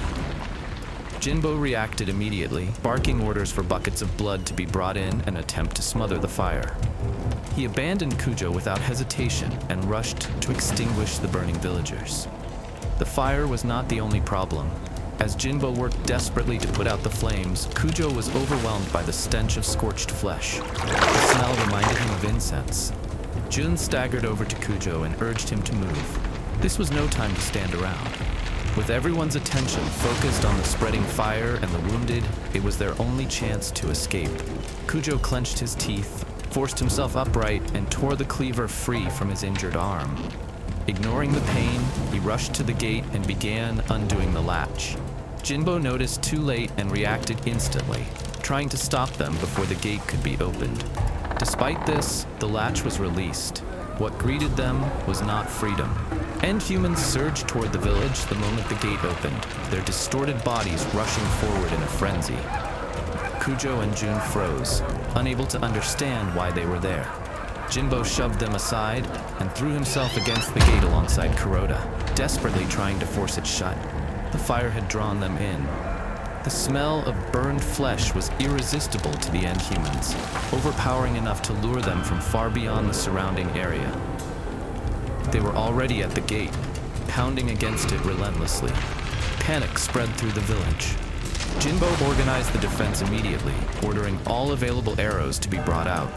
Those who could use bows took positions above, firing down at the approaching horde. Others braced themselves at the gate, determined to prevent the end humans from entering at any cost. Arrows rained down from above. Several end humans fell into the firewater-filled moat and were consumed by flames, their bodies writhing as they burned. Still, it wasn't enough. Tani's expression darkened as yet another horde emerged from the darkness, rushing toward the village. There were far too many. The number of arrows was dwindling, and the gate was beginning to splinter under the relentless assault. Kuroda recognized the danger immediately and urged retreat, but Jinbo refused to yield. With the moat engulfed in flames, the gate was the only path forward. If the bridge burned through, it might slow the horde long enough for them to survive.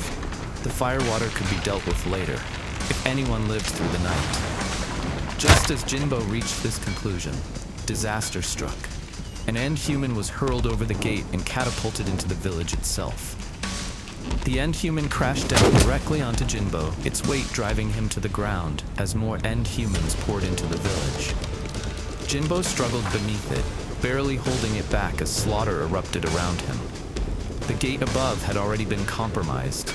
The sheer number of end humans allowed them to climb over one another, swarming the top of the gate and spilling inside.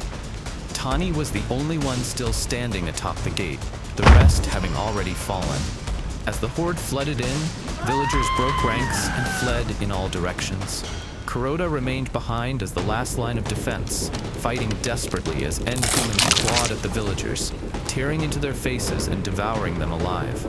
Screams echoed through the cave as the village collapsed into carnage. Jun grabbed Kujo's attention and urged him to move. This place was no longer safe. There was no escape through the gate anymore, and the drainage route was no longer an option. With every path cut off, death felt the only option. Onodera was knocked to the ground by an end human. His body slammed into the stone floor.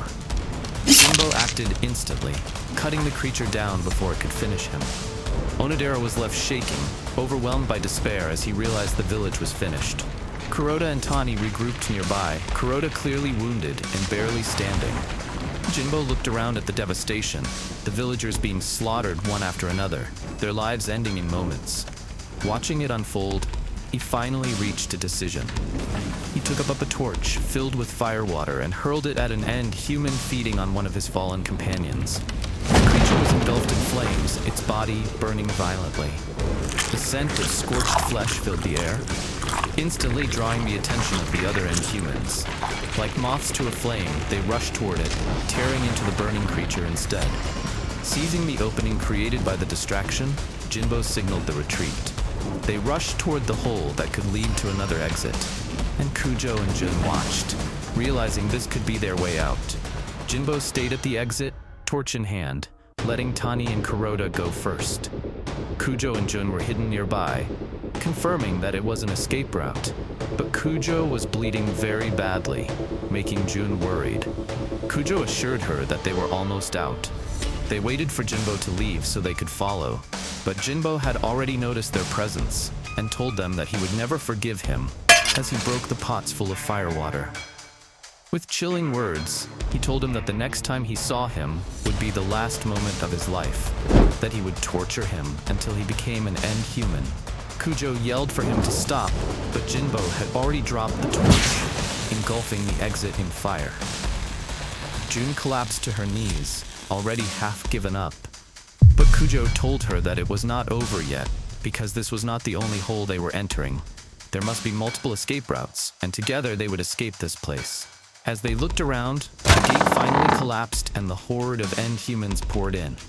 As they desperately looked for an exit, they finally found one on the ground, but before they could reach it, Kujo's wounds finally caught up to him, making him collapse to the ground.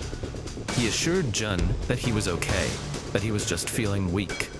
Then, Jun noticed that the end humans were almost there, urging him to hurry, but Kujo could not stand by himself anymore. Jun made a decision and told him that she would carry his stuff for him. Kujo apologized and thanked her, but Jun told him not to thank her, as she poured the firewater inside the pouch onto Kujo, which confused him, and he asked what she was doing. Outside the village, the surviving villagers could only watch as flames swallowed everything they had built. Fire spread uncontrollably, licking through wooden structures as end humans poured in, tearing into their friends and devouring them alive. Screams were drowned out by crackling fire and wet, tearing sounds. The village they had poured their lives into was gone. Once again, they were reduced to prey, forced to live in fear of end humans. Jinbo stood frozen, his chest heaving, before finally screaming Kujo's name with a rage so raw it tore at his throat. Back at the escape route, Kujo begged Jun to stop, his voice weak and trembling, but she kept pouring until the pouch ran dry. Firewater soaked his body, Jun's hands shook as she apologized for what she was about to do, then picked up a nearby torch. Kujo asked why she would do this when he had promised they would escape together. Jun told him it was no longer possible. She couldn't escape while dragging him along. Kujo pleaded with her to stop, but Jun's voice broke as she told him this wasn't something she wanted to do. It was the only way she could survive. She wanted to see her boyfriend again. There was something she had to ask him in person, something she couldn't give up on. She called Kujo a hero, saying he had helped her so much that he ended up broken and beaten. With tears in her eyes, she raised the torch toward him, begging him to help her one last time. Kujo tried to crawl away, dragging his ruined body across the ground, but it was too late. The torch was dropped onto him, and fire exploded across his body. Pain, unlike anything he had ever known, tore through him.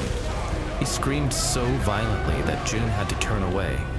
All Kujo could do was cry out for help, but when he looked up, Jun was already running, her figure disappearing into the hole. An end human slammed him to the ground. More followed, piling onto him, their teeth sinking into his burning flesh. He was being eaten alive while still on fire. The pain was indescribable. His nerves screamed as his body was torn apart, flames and teeth working together to erase him. All he had wanted was to help. He hadn't wanted thanks, but this was too cruel. Everything had happened because he chose to help Jun, and for that, he was beaten, burned, and used as bait so she could escape. As his consciousness faded, Kujo wondered why this world was so twisted, why everyone was so broken. Then Nero's final words resurfaced in his mind. He needed to throw away his kindness if he wants to reach the top of the mountain. Kujo died, and his consciousness returned to the underground, his right face contorting as his body reformed. Deep into the forest, an end human fled in terror, desperately trying to escape something chasing it. It glanced back one last time, and a spear tore through its head. The one who had thrown it stepped forward. It was Kujo. After dismantling the corpse of the end human, Kujo moved to a nearby branch and began training, pulling himself up repeatedly while a boulder was tied to his feet. When he finally finished his set, he hung there for a moment before dropping down, bent over and gasping for air. It had been 3 months since he was brought into this world, yet he still hadn't reached the foot of the mountain. In that short span of time, he had already died 20 times. Not only to end humans, he had been burned alive, starved to death, suffocated, fell to death. By now, he felt like he had experienced nearly every way a person could die. And yet, after 3 months, he had begun to understand how this world worked. His body grew stronger when he trained here. Even if he died, the strength he built remained. That realization changed everything.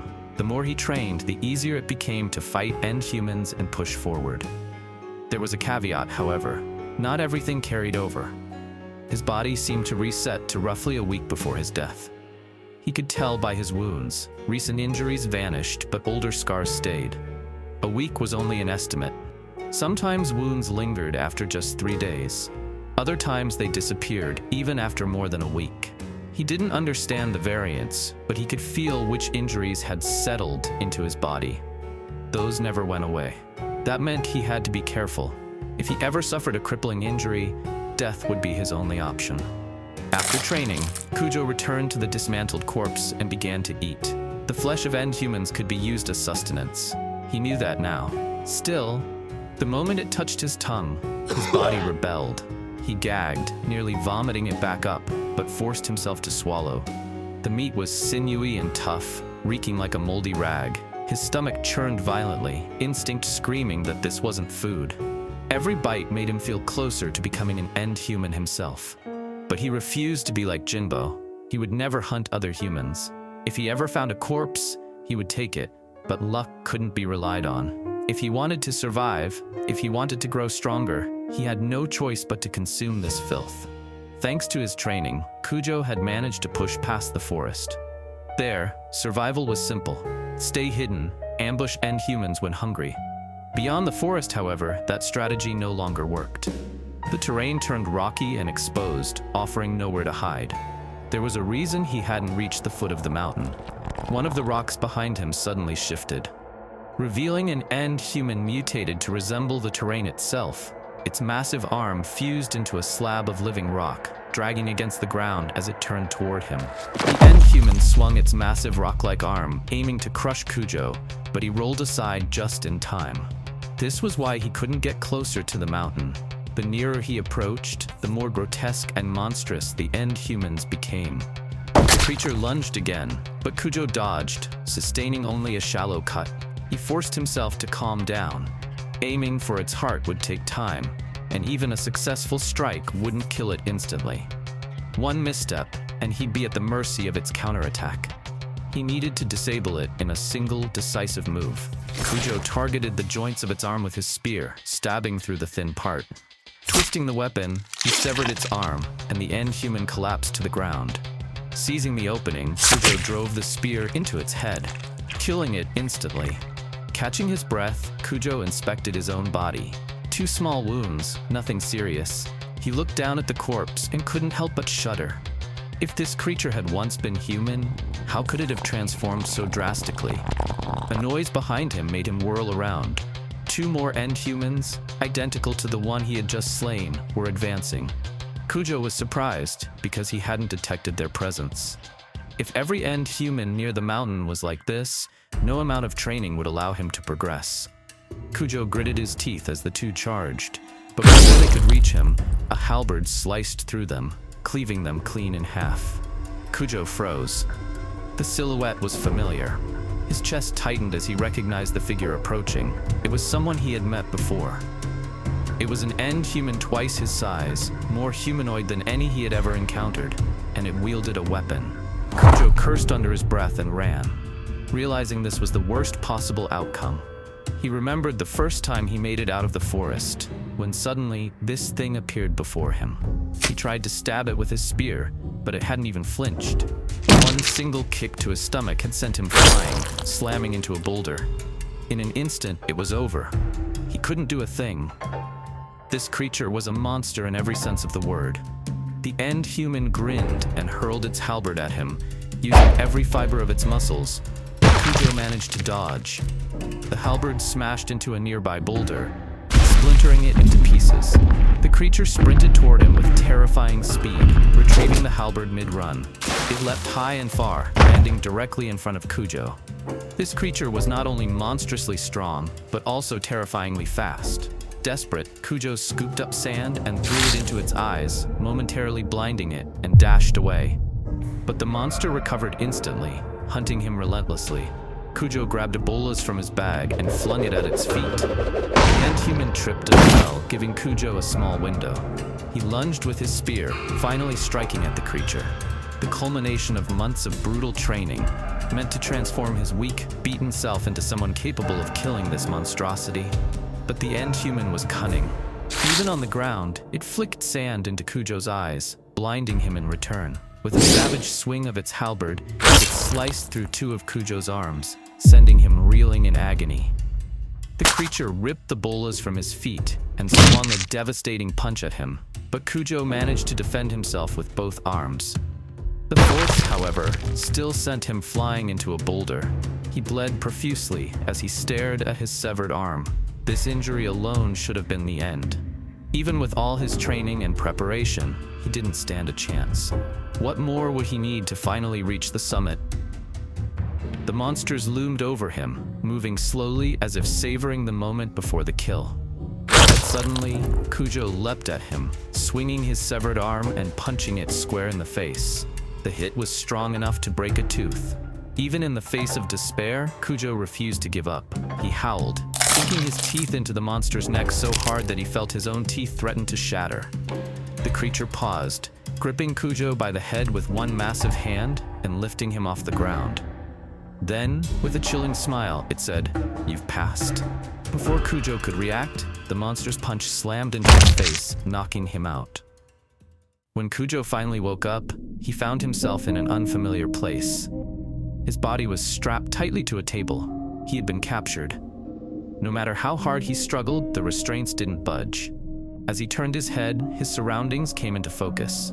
Notes were scattered everywhere. Surgical tools stained dark with old blood lay neatly arranged. Sketches of human and end-human anatomy covered the walls, layered over one another as if rewritten countless times. Numbers were carved into the stone, marked with tallies beneath them. Below those marks lay dismantled corpses, humans and end-humans alike, cut open, emptied, discarded. Then it came back to him. The monster. The very creature he had been fighting before losing consciousness entered the room, dragging in fresh corpses of both human and end-human. He thrashed against the table, panic rising, but the bindings held him completely still.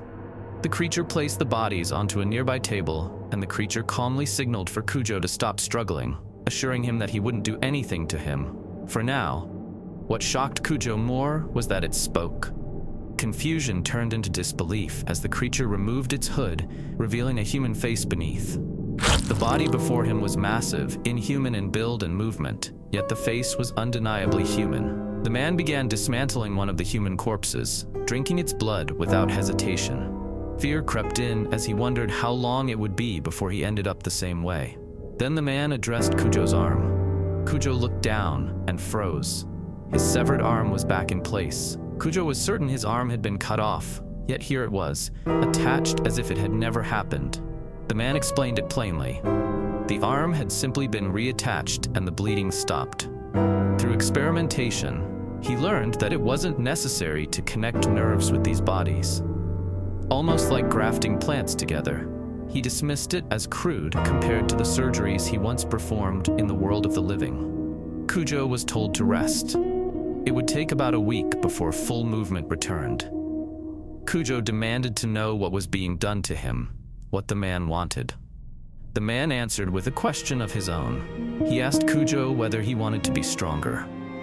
As one climbed the mountain, the end humans became increasingly monstrous. Human limits, however, did not change. Kujo had reached a wall. No amount of ordinary training would allow him to surpass it.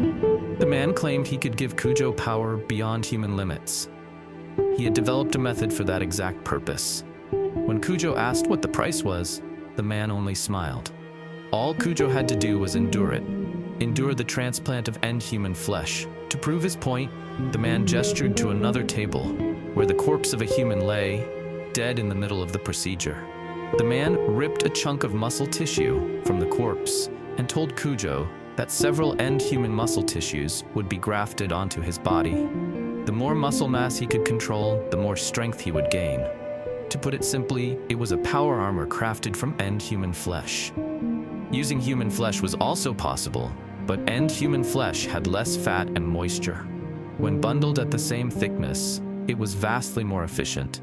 Kujo could only stare at him and ask what the hell he was talking about, saying there was no way any of this was possible. The man replied that the proof was standing right in front of him. Just like Kujo, he had reached an impasse. He tried again and again, but no matter how much effort he put in, he couldn't advance. It was nothing but a cycle of constantly realizing his own weakness. He felt his limits closing in on him. At one point, his arm was severed by an end human. Somehow, he managed to escape, but it was already a hopeless situation. Death seemed inevitable. That was when he found a human corpse. He was desperate at that point. If his only option was to die, he figured he might as well sew the corpse's arm onto his own body. Under normal circumstances, it was impossible. There was no way to properly connect blood vessels and nerves in a world with no equipment. The limb should have become necrotic, not to mention the rejection that would occur when attaching someone else's body part. It was a surgery that was guaranteed to fail. And yet, it worked. The arm firmly connected. Something that was impossible in the world of the living had happened. That was when it hit him. Perhaps he could strengthen his body in a way that completely defied the laws of the living world. The man explained that he had been a plastic surgeon while he was still alive. He began to wonder if he could somehow make use of those skills here. That was when he came up with the idea of transplanting end human muscle. Normally, muscle transplants use one's own tissue to repair damaged areas. But if muscles that weren't originally yours could be used, then enhancements should also be possible. After that realization, the man was consumed by experiments. How to successfully integrate end human flesh into a human body. How to make those muscles even stronger. It was nothing but trial and error, repeated endlessly. An entire year later, he finally created the body he now possessed. Kujo thought the man was absolutely batshit insane, but he couldn't deny that the strength was real. Kujo then asked him, assuming everything he said was true, why he wanted to perform the surgery on him. What was he trying to achieve? The man answered by saying it was necessary. He needed an ally to enter the mountain. He pointed to a drawing of Tomoria crudely sketched on the wall. For someone who could draw human anatomy so well, his drawing of Tomoria was absolutely terrible. Kujo questioned what the man meant, whether he truly could not enter the mountain alone. The explanation was simple. It was not a matter of choice, but impossibility. As one approaches the foot of the mountain, a thick fog gradually envelops the area. The man did not understand the mechanism behind it, but no matter how long one continued forward, they would always arrive at the same place. There was only one way through. Passing the gate allowed entry into the mountain itself, but beyond it lay a monster lying in wait. The man cursed Tomoria for setting that creature there, deliberately preventing resurrection. It was an end human. He had challenged it many times and concluded that he could not kill it on his own. Kujo was stunned. The existence of a monster that even this man could not defeat was hard to accept. The man explained that he no longer had much time. The surgery did not come without drawbacks. Gaining this power had accelerated his end human transformation. He had already reached the limit of strengthening himself. Resurrection was meaningless if he could not advance further, and so he had no choice but to find an ally. That was why he had been searching for someone who did not give up in the face of adversity. Kujo fit that description perfectly. His mental fortitude was evident, and the man was certain he could endure the surgery. There was no time to waste. The man explained the procedure again. As stated before, he would bundle end human muscles and graft them onto Kujo's body, allowing them to connect naturally. However, for that to happen, all of Kujo's skin would need to be removed first. Normally, this was done gradually, but with no time to spare, Kujo's entire body would have to be done at once. There was no equipment in this world, no anesthesia, no sedatives. The pain of the surgery and the suffering that followed would far exceed anything Kujo had ever imagined. The man had performed this procedure on 8 people so far, and most of them had died from shock. Still, Kujo's ability to fight even after having his arms severed convinced him that Kujo could endure it. Kujo considered the procedure absurd, that he was going to undergo such a fucked up surgery. But the man believed otherwise. He had paid the price for this power. He had cut open hundreds of humans and endured days of agony as a test subject himself. He had worked relentlessly to achieve this result, and now he was offering it to Kujo freely. In his mind, the price Kujo would pay was cheap compared to the immense power he would gain. The man believed the surgery was meaningless if Kujo was unwilling to accept that level of risk. With kind of mindset, success was impossible. If Kujo rejected the offer, he would simply be used as food, and another candidate would be sought. The man asked Kujo if he wanted him to kill him painlessly right then. Kujo thought carefully. First, he had been restrained. Now this man intended to do whatever he wanted with him. He can't trust this guy, yet there was no escape either. Part of Kujo believed he was nothing more than an experiment, but at the same time, he needed strength for his daughter. Still, the fear of being used once again gnawed at him. Grinding his teeth, Kujo made his decision. He chose to accept the surgery and demanded the power. Seeing Kujo's resolve, the man was satisfied. As preparations began, the man designated Kujo as number 9. Kujo refused the label and insisted on his name instead. This amused the man, as Ku also meant 9 in Japanese, which he took as fate. A severed arm was placed into Kujo's mouth to give him something to bite down on. The man finally revealed his name, Azuma, and made it clear that he would be relying on Kujo if the surgery succeeded. Azuma wasted no time. With blood loss being a critical concern, there was no room for caution. There would be no slow, careful peeling. He cut into Kujo's skin and stripped it away all at once. Kujo was peeled alive like a banana, able only to endure as a muffled scream tore from his throat. Hours hours later, Azuma was satisfied. Kujo had endured it well. The surgery itself was a success. However, this was far from the end. In truth, it marked the beginning of hell. What followed was the waiting period, the time required for the grafted muscles to connect and settle into his body. The pain was unbearable. It was so intense that Kujo felt his sanity slipping away. Time crawled at a torturous pace, each moment stretching endlessly. At times, he even wished someone would end his life and put him out of his misery. His eyes rolled back, his mouth foamed, and his body convulsed as agony consumed him from within. Yet Kujo endured. He remembered the pain of being burned alive by June, the sensation of his flesh igniting and peeling away. Compared to what he was experiencing now, that pain felt insignificant. As the days passed, some of his hair began to turn white. Azuma kept him alive during this period, feeding him while monitoring his condition. He removed stitches as needed and constantly worked to stop the bleeding whenever it resurfaced, enduring it all for power and for his daughter. Eventually, the pain began to subside. Kujo no longer knew how many days had passed. When his awareness fully returned, Azuma informed him that the muscles had completely connected. The surgery was a success. All the stitches had already been removed, and Kujo was now free to move. His body would feel strange at first, and caution was advised. Kujo attempted to walk. His movements were awkward, unfamiliar. Then he noticed something unsettling. He approached Azuma's halberd and attempted to lift it. No matter how hard he tried, he could not raise it even a foot off the ground. A hollow laugh escaped him as he stared at Azuma with bloodshot eyes. His strength had not increased at all. The muscles were not responding. Instead of becoming stronger, his body simply felt heavier, burdened by dead weight. In frustration, he seized Azuma, convinced he had been deceived. Azuma told him to remain calm. The surgery had worked, but it was not complete. While the muscles had successfully grafted to Kujo's body, the nerves had not yet connected. Until the nerves adapted and synchronized, the end human muscles would remain inert, nothing more than dead weight. Only through training would Kujo be able to control them freely.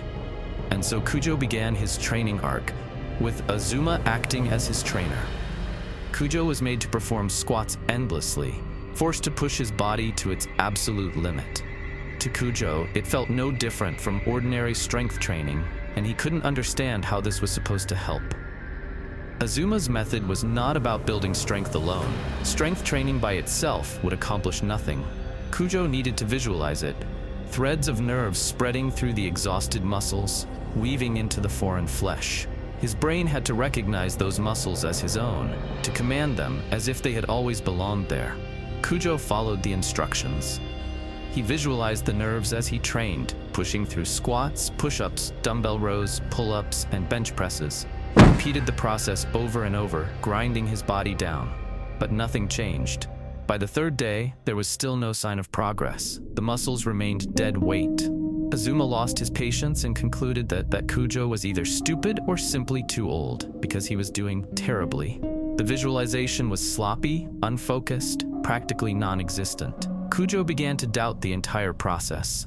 To him, it felt like proof that the surgery had failed, and Azuma was only trying to cover up his mistake.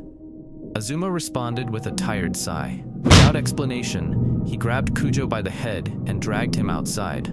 They arrived at the edge of a short cliff. At that point, Azuma decided that training alone was no longer enough. If nothing was changing, then drastic measures were required. Kujo was thrown off the cliff. His body slammed against the rock wall before plunging downward, crashing into the firewater lake below. Kujo wondered if Azuma was trying to kill him. Azuma answered that there was no time to waste. That was why he had thrown him into a situation where he had no choice but to become stronger. A splash echoed nearby. Something was approaching. Kujo turned just in time to see an end human approaching. It was grotesque, shaped like a panther, its body twisted and wrong, and it was far larger than Kujo. Before Kujo could analyze the abomination, it growled and lunged at him. Kujo barely dodged its claws as they tore through the spot where he had been standing. Getting hit even once would be fatal. He had no choice but to keep his distance, but he couldn't run fast. His body had grown heavy from the implanted muscles. The end human quickly caught up and swept its claws again. Kujo waited away just in time, but the creature leapt onto the wall and used it to build momentum, launching itself straight at him. It was too fast. Kujo had no time to react. The monster's claws tore into his chest, sending him flying several meters before he finally stopped. Kujo was still alive. The firewater had softened his fall, and the muscles grafted onto his body absorbed most of the damage. The end human charged again. Kujo forced himself to run, but from above, Azuma watched coldly, questioning why Kujo kept fleeing when he now possessed the strength to kill it. Kujo couldn't understand it. How was he supposed to use strength that wouldn't respond? But continuing to run meant certain death. With no other choice left, he turned to face the monster. Kujo's eyes widened. The monster chasing him had disappeared. As Kujo searched for it, he failed to notice the creature using the same technique as before. It was already above him. The monster slammed him into the ground. Without his reinforced muscles, his spine would have shattered instantly. Believing Kujo to be dead, the monster lunged for his neck. Kujo jammed his arm into its mouth instead. His instincts had been right. His body was heavier, but it could now endure overwhelming force. With this, he could suffocate the creature to death. Watching from above, Azuma concluded that Kujo was indeed old and stupid. Kujo completely failed to grasp the purpose of this situation. At this rate, he would ruin everything. Even while being suffocated, the end human overpowered him. Kujo was durable, but he was not strong. The end human slammed him into the wall and pinned him to the ground. It quickly realized that Kujo's face was the softest part and tried to bite it off. Kujo struggled to stop its jaws, but death felt inevitable. He had endured all that hellish pain from the twisted surgery. If he died here, everything would have been for nothing. Kujo could not let that happen. As the end human closed in on his neck, Kujo desperately begged his nerves to connect. He began visualizing the nerves spreading, commanding the dead muscles to move. He repeated it over and over, pushing his mind to its limit, until something finally responded. The muscles moved. With a sudden surge of strength, Kujo ripped off the end human's jaw. The creature leapt back in confusion, unable to comprehend what had just happened. Kujo stared at the jaw in his hands, trying to remember the sensation he had felt moments ago. The nerves had finally connected. From above, Azuma grinned. The end human swiped its claws at Kujo again. This time, Kujo caught the attack and disabled it. The monster tried using its other arm, but that too was seized. Now, in terms of strength, they were equal, or perhaps Kujo was even stronger. Kujo feinted, grabbed the monster by the hip, and used every fiber of his muscles to lift it off the ground. He hurled it into the wall with overwhelming force. The creature crashed into it, blood splattering everywhere. The end human was still alive, barely able to stand. But the situation had already changed. Kujo walked toward the monster slowly. The end human could do nothing but stare back at him in terror. In a final desperate attempt, it lunged forward. Kujo gathered every fiber of muscle in his arm and unleashed a single punch, shattering the end human's face into chunks. The end human finally died. Kujo looked at his arm, realizing he had finally unlocked his strength. With this power, he could surely advance toward the mountain. Watching from above, Azuma laughed, satisfied that Kujo was now ready to face the end human guarding the gate.